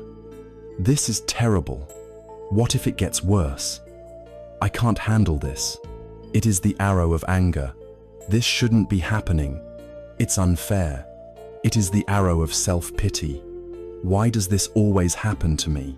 These secondary reactions, the Buddha taught, are the source of the majority of our suffering. The path does not promise a life free from first arrows. That is impossible. The practice is to train ourselves to stop shooting ourselves with the second, third, and fourth arrows of our own reactivity. When fear arises in response to a painful event, we can learn to see it as a second arrow, and we can choose not to fire it. We can simply tend to the wound of the first arrow with the healing salve of our own mindful, compassionate presence. In this way, we learn to make friends with fear. We cease to see it as an enemy to be conquered or a flaw to be eradicated. We learn to greet it with a gentle and curious awareness. We listen to its message, which is often simply pointing to something we value deeply. We learn to soothe it with our breath, to hold it in the spaciousness of our awareness, and to see its empty, impermanent nature. The trembling ghost that once haunted the corridors of our mind becomes a vulnerable and misunderstood part of our own humanity, worthy not of our resistance, but of our most tender care. Having now looked into the fiery heat of anger and the cold shadow of fear, we have learned how to use our practice to attend to our own suffering. The path now invites us to turn from this necessary work of healing to the joyful work of active cultivation. Having learned how to skillfully remove the weeds from the garden of our mind, we can now focus our energy on planting the most beautiful flowers.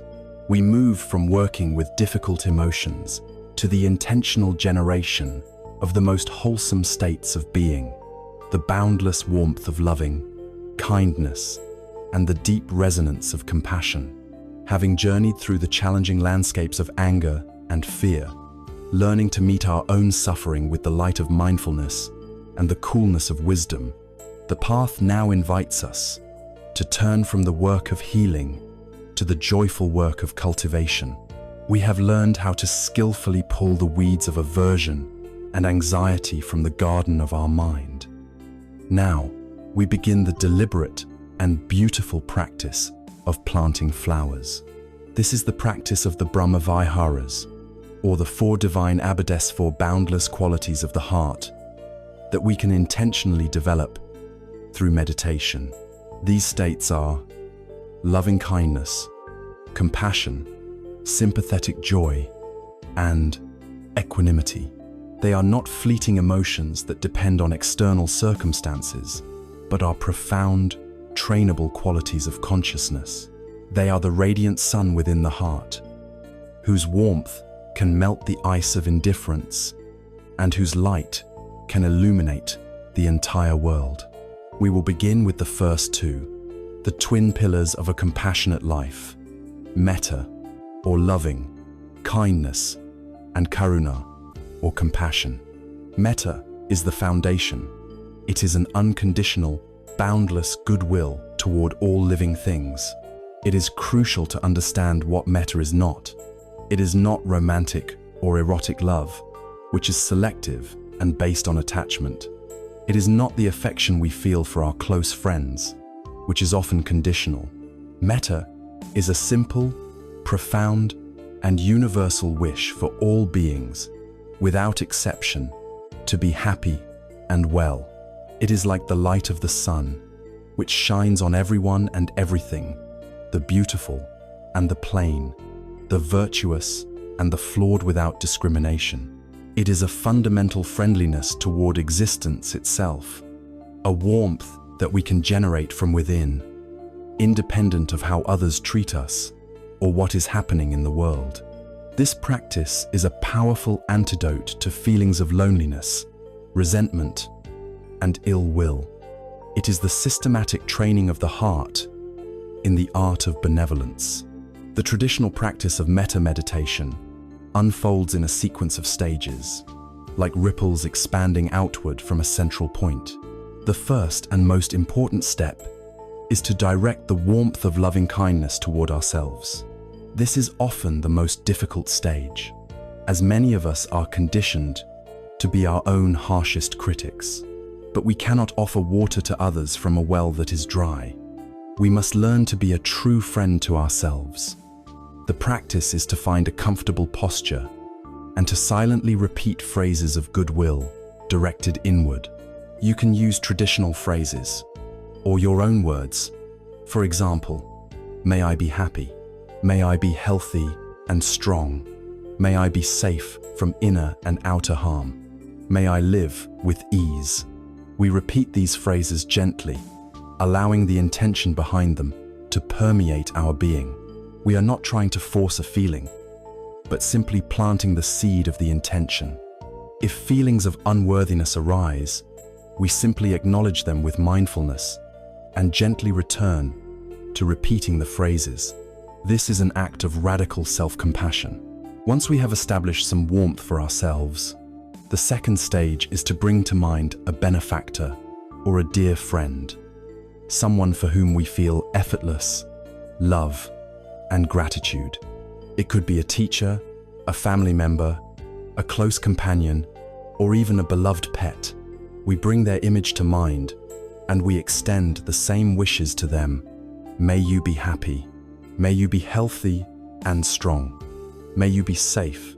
May you live with ease. We allow our heart to naturally overflow with this feeling of goodwill, letting the warmth expand. The third stage is to bring to mind a neutral person. This is someone we see in our daily life, but for whom we have no strong feelings, positive or negative. Perhaps the person who checks out our groceries, a colleague we don't know well, or someone we see on our daily commute. The practice here is to break down the walls of indifference. We recognize this person's fundamental humanity. We reflect, just like me, this person wants to be happy. Just like me, they wish to avoid suffering. And with this recognition, we extend the phrases of metta to them. May you be happy and well. This practice stretches the muscle of our heart, teaching it to include those who are outside our immediate circle of concern. The fourth stage is the most challenging and transformative. We now bring to mind a difficult person, someone with whom we have conflict, friction, or resentment. The purpose here is not to condone their harmful actions or to force ourselves to like them. The purpose is to free ourselves from the poison of our own anger. This is a practice for our own liberation. We can begin by simply acknowledging their shared humanity.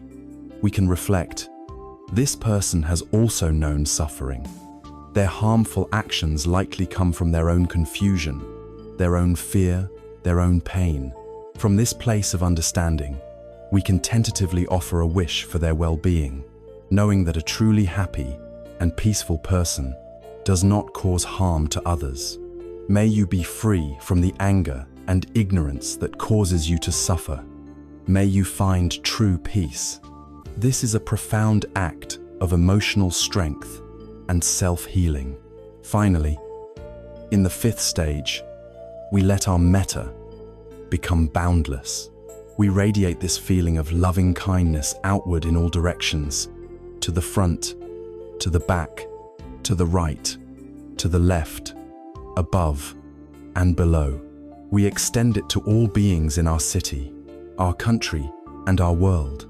We include all humans, all animals, all insects, all beings in all realms, seen and unseen, near and far.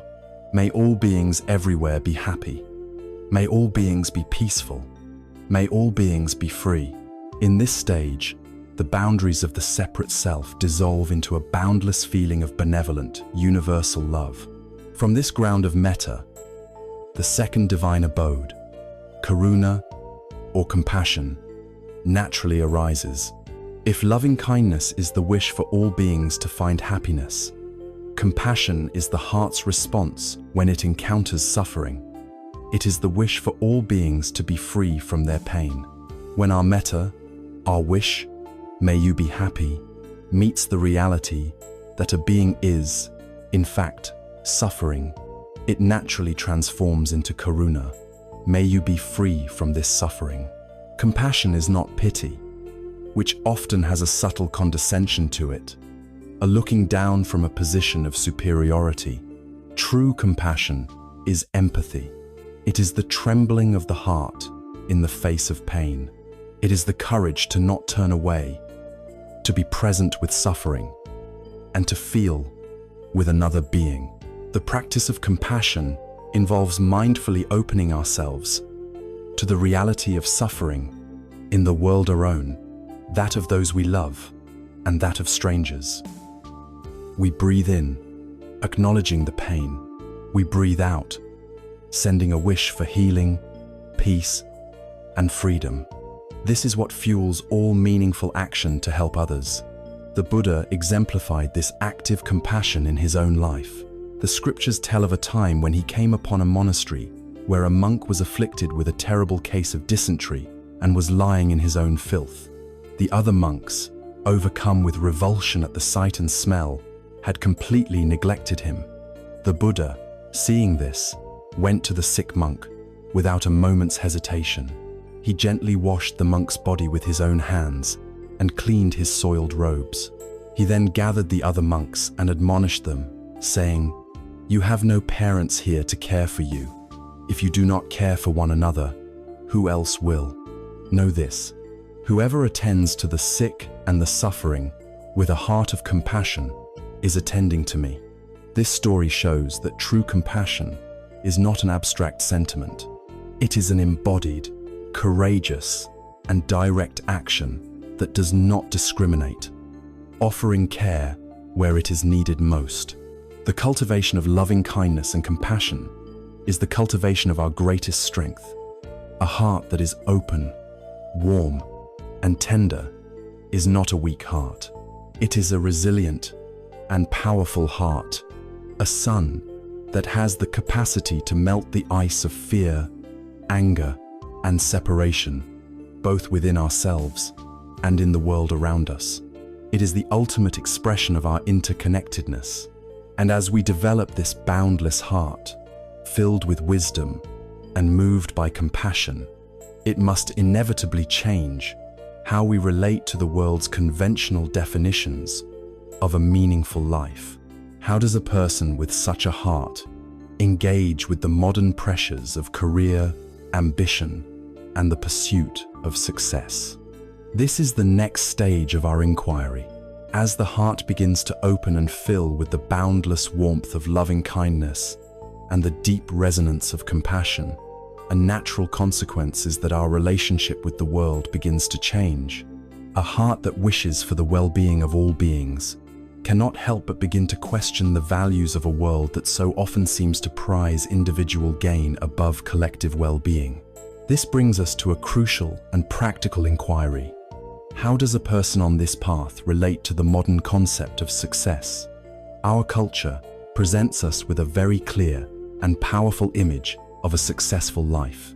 It is a life of upward mobility, a relentless climb measured by external metrics, accumulating wealth, achieving high status, gaining power and influence, and acquiring possessions that signal our importance.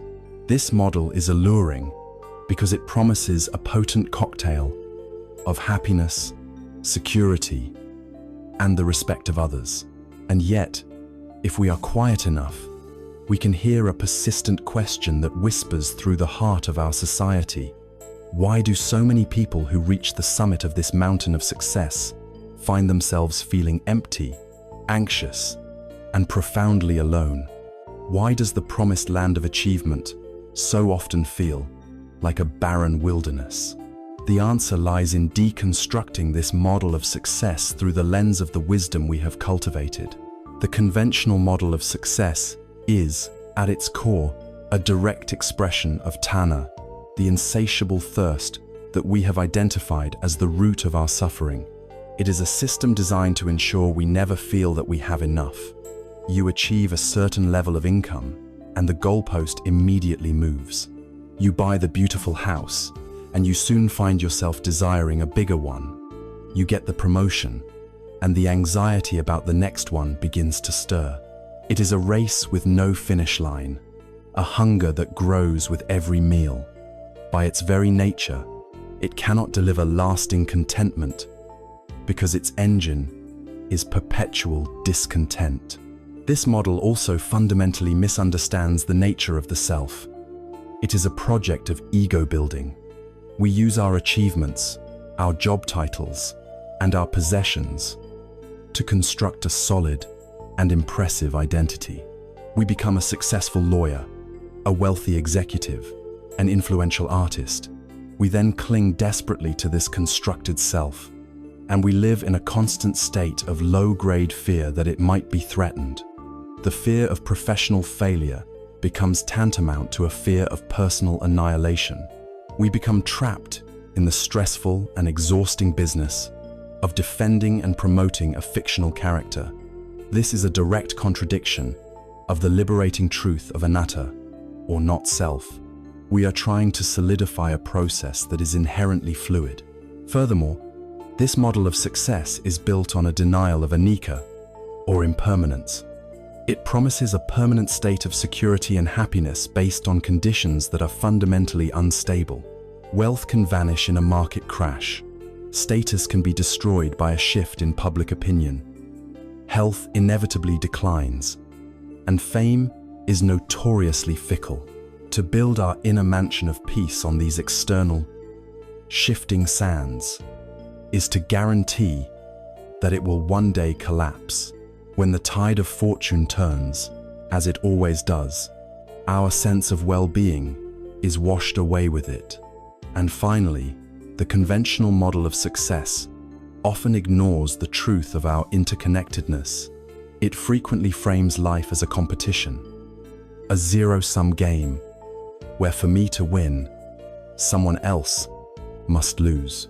It encourages us to constantly compare ourselves to others, breeding a toxic inner environment of either envy for those who have more or arrogance toward those who have less. This creates a profound sense of separation, isolating us from the very community and connection that are essential for true happiness. Seeing the inherent flaws in this model, the path of wisdom does not ask us to simply reject success, but to radically redefine it. It invites us to create a new, internal scorecard for a well-lived life, one that is aligned with reality and conducive to lasting peace and fulfillment. The first new measure of success is inner growth. Instead of asking at the end of the year, how much more money have I made? We can ask, have I become a kinder person? Am I more patient than I was last year? Have I become more generous, more forgiving?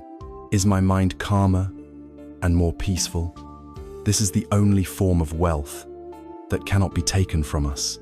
It is the cultivation of the inner treasures of character and wisdom, a form of progress that is steady, sustainable, and entirely within our control. The second new measure of success is the reduction of suffering.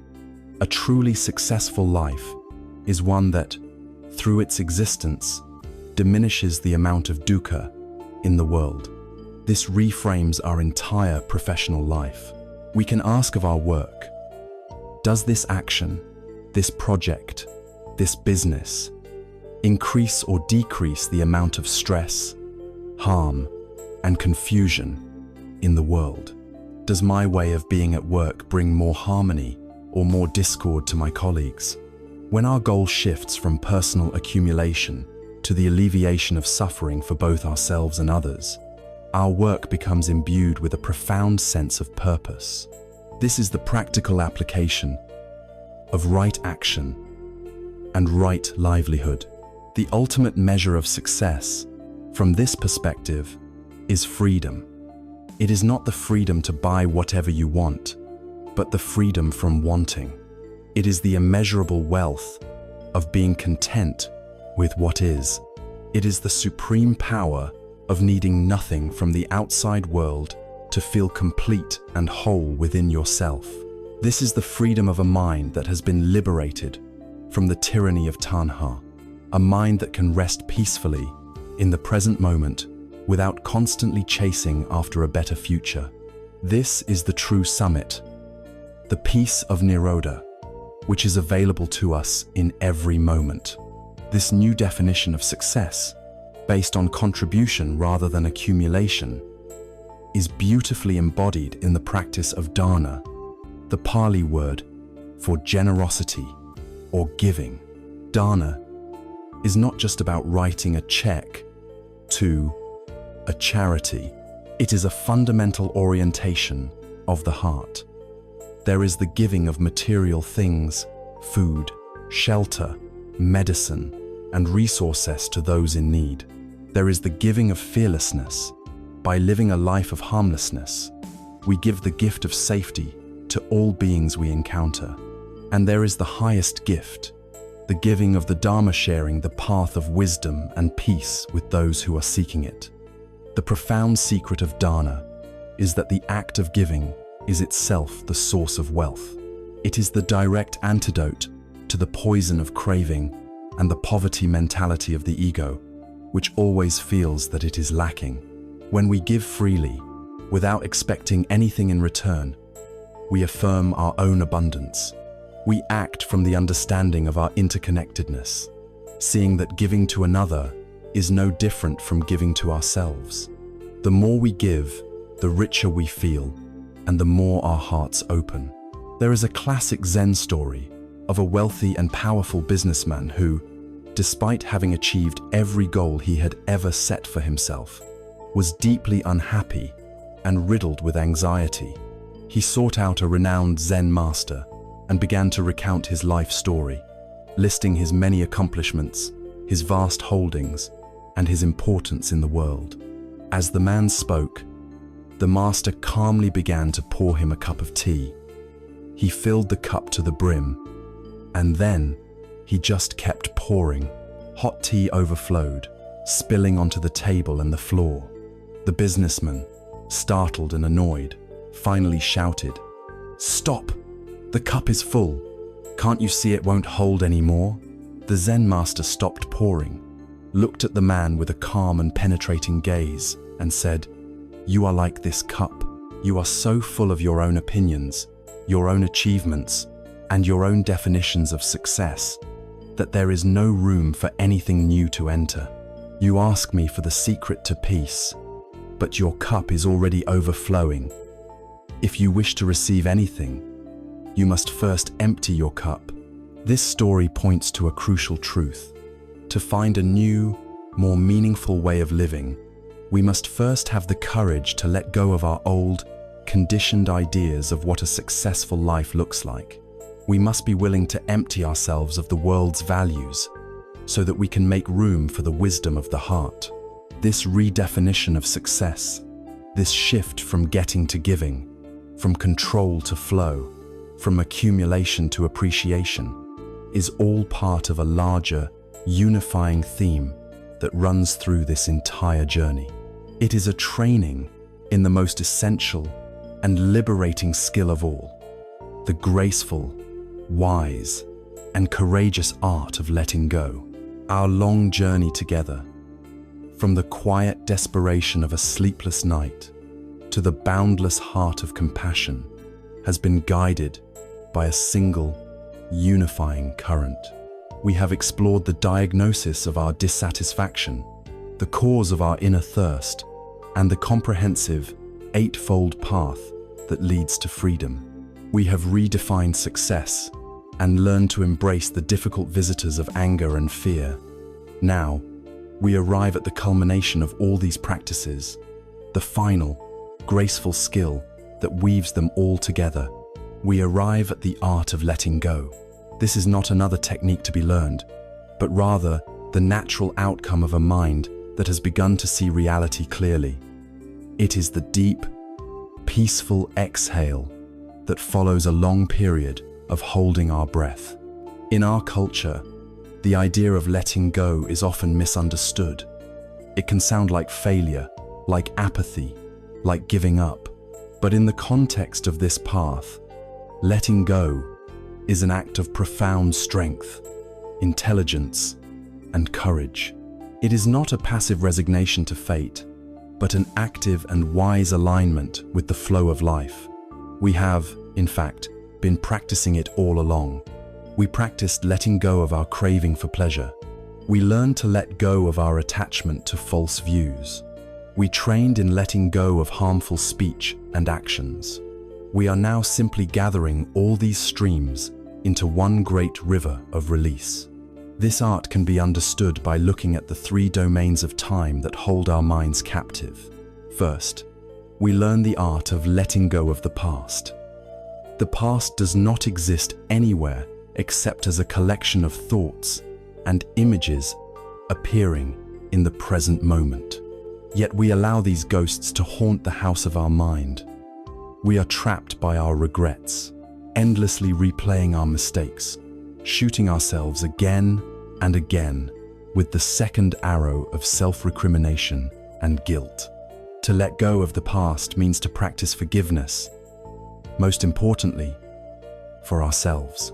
It is the deep understanding that at any given moment in the past, we acted from the level of wisdom and clarity that was available to us at that time. We cannot change what was, but we can change our relationship to it. We can learn its lessons, and then we can gently place the heavy bag of our history down on the side of the road and walk on, unburdened. We also let go of our attachment to past happiness. We stop comparing the present moment to a romanticized, golden age that is gone forever. By ceasing to live in the museum of our memory, we allow the present moment to be fresh, vibrant, and alive with its own unique possibilities. Second, we learn the art of letting go of the future.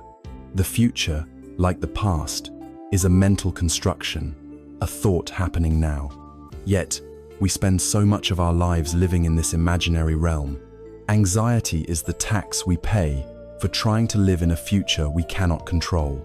We create detailed blueprints of how our life should unfold, what our career should look like, how our relationships should be. Then, we suffer immensely when the unpredictable reality of life does not conform to our rigid plans. Letting go of the future does not mean we cease to plan or to have aspirations. It means we hold our plans lightly.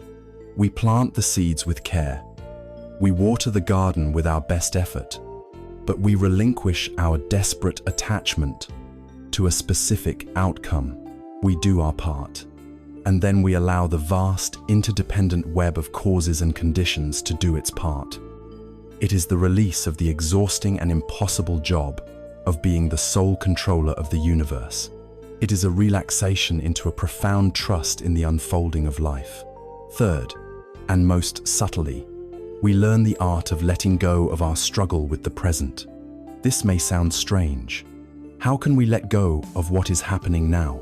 This means letting go of our constant war with the present moment. It is the practice of letting our experience be what it is, without the ceaseless commentary and judgment of the mind. When a moment is pleasant, we learn to enjoy it fully, without the anxious clinging that fears its end. When a moment is unpleasant or painful, we learn to allow the raw sensation to be there, without adding the second arrow of mental resistance, the story of "I don't want this." It is a radical acceptance of the isness of life. At its deepest level, it is the letting go of the I itself, the separate, controlling self, who is constantly trying to manage, approve, or disapprove of reality. It is a deep relaxation into the flow of experience, becoming the observer rather than the judge. It is vital to distinguish this wise practice of letting go from the apathy of giving up. Giving up comes from a place of hopelessness and aversion. It is the voice that says, "I don't care anymore. It's all pointless." It is a collapse of energy, a turning away from life. Letting go, on the other hand, comes from a place of profound wisdom, strength, and engagement. It is the courage to look at reality without flinching, and to choose not to fight a battle that can never be won. It is the strength to open the clenched fist of our clinging. Letting go is not a withdrawal from life. It is the prerequisite for engaging with life fully, freely, and with an open heart. Imagine a magnificent hot air balloon sitting on the ground, its colorful canopy filled with hot air, eager to rise. The balloon has the innate potential for flight, for freedom, for a view from above. But it is tethered to the ground by heavy ropes and weighed down by dozens of sandbags. These sandbags are our attachments. One is the sandbag of an old grudge. Another is the sand of a past failure we cannot forgive. Another is our anxiety about our financial future. Another is our rigid opinion about how the world should be. Another, the heaviest of all, is our clinging to a fixed idea of who we are. To ascend, the balloon does not need more fire, more striving. It simply needs to be released from its burdens. Each time we forgive someone, we cut a rope. Each time we release a worry about a future we cannot control, we drop a sandbag. Each time we let go of a rigid belief, another sandbag falls away. The ascent into peace and freedom is not a struggle. It is a natural, graceful rising that occurs when we finally let go of the weights we have been needlessly carrying for so long. When the heavy burdens of the past and future are set down, we can finally arrive in our own lives. We discover a joy that is not dependent on grand achievements or dramatic experiences. It is the simple joy of being, the taste of a cup of tea, the feeling of cool breeze on our skin, the sound of a loved one's laughter, the quiet beauty of a tree outside our window. These small, ordinary moments, once overlooked in our rush to get somewhere else, reveal themselves to be the very substance of a life of peace. We discover that we did not need to add anything to our lives to be happy. We only needed to let go of what was obscuring the happiness that was already here. This art of letting go is the gentle culmination of the entire path. It is the final expression of wisdom and the deepest form of peace. We have journeyed from the initial confusion of our suffering through the intricate and profound teachings of the path, and we arrive here at a place of simple, uncluttered presence. And with this sense of lightness and freedom, we can now step back and survey the entire journey we have taken, distilling its essence into a final message of hope and empowerment that we can carry with us from this moment forward. We began this journey together in a quiet room, surrounded by the restless hum of a world that never sleeps. We began with a feeling, a sense of quiet desperation, and a deep, unspoken question about the meaning of a life spent running, accumulating, and yet feeling empty. We felt ourselves tossed about by the unpredictable waves of circumstance, struggling to keep our heads above water. From that place of confusion, we turned our gaze inward. We walked along an ancient path together. We found the courage to look directly at our own dissatisfaction, our dukkha, and instead of a curse, we found a noble truth. We investigated its cause and found not a flaw in the world, but a thirst in our own hearts, a clinging to that which is always changing. And then we were given a map, a path of 8 interwoven strands that promised not an escape from life, but a deeper engagement with it. We learned to see the world not as a collection of separate things, but as a luminous, interconnected web. We discovered that our own self is not a solid, fragile entity, but a flowing, selfless process. We learned to embrace the fire of our anger and make friends with the shadow of our fear. We rediscovered the sun of loving kindness in our own hearts, and we began the art of letting go, of releasing the heavy burdens of the past and future. We have traveled far from the initial diagnosis of our suffering to the profound, liberating insight into the nature of reality itself. We are no longer a small boat tossed by the waves. We have begun to realize that we are the ocean. And so we arrive here, at the end of this journey of words, with a single essential understanding. The peace we have been seeking is not a destination. It is not a prize to be won at the end of a long struggle. It is not located in a different city, a different job, a different relationship, or a future, more perfect version of ourselves. True and lasting peace is not something we can get from the world. It is an inner quality, a refuge that we cultivate within. It is the deep stillness of the forest floor, even as the wind howls in the treetops. It is the unwavering silence at the center of a spinning wheel. This peace is not the absence of problems, but the presence of a spacious awareness in which all problems can arise and pass away without destroying our core of serenity. It is our true nature, obscured but never lost.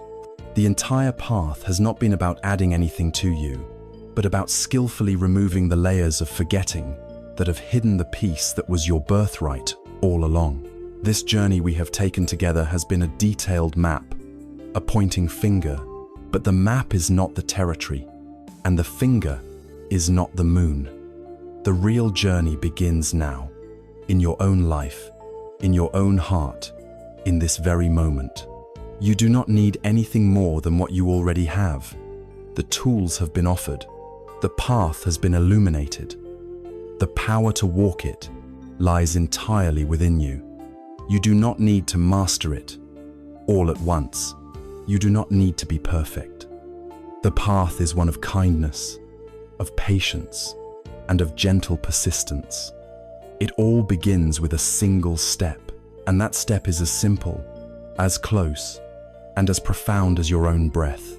So, as we conclude, let this be the invitation to pause, to feel the simple, miraculous sensation of one conscious in-breath and one conscious out-breath. This is where the journey begins. Again and again, the door to freedom is not locked. It has been open all along.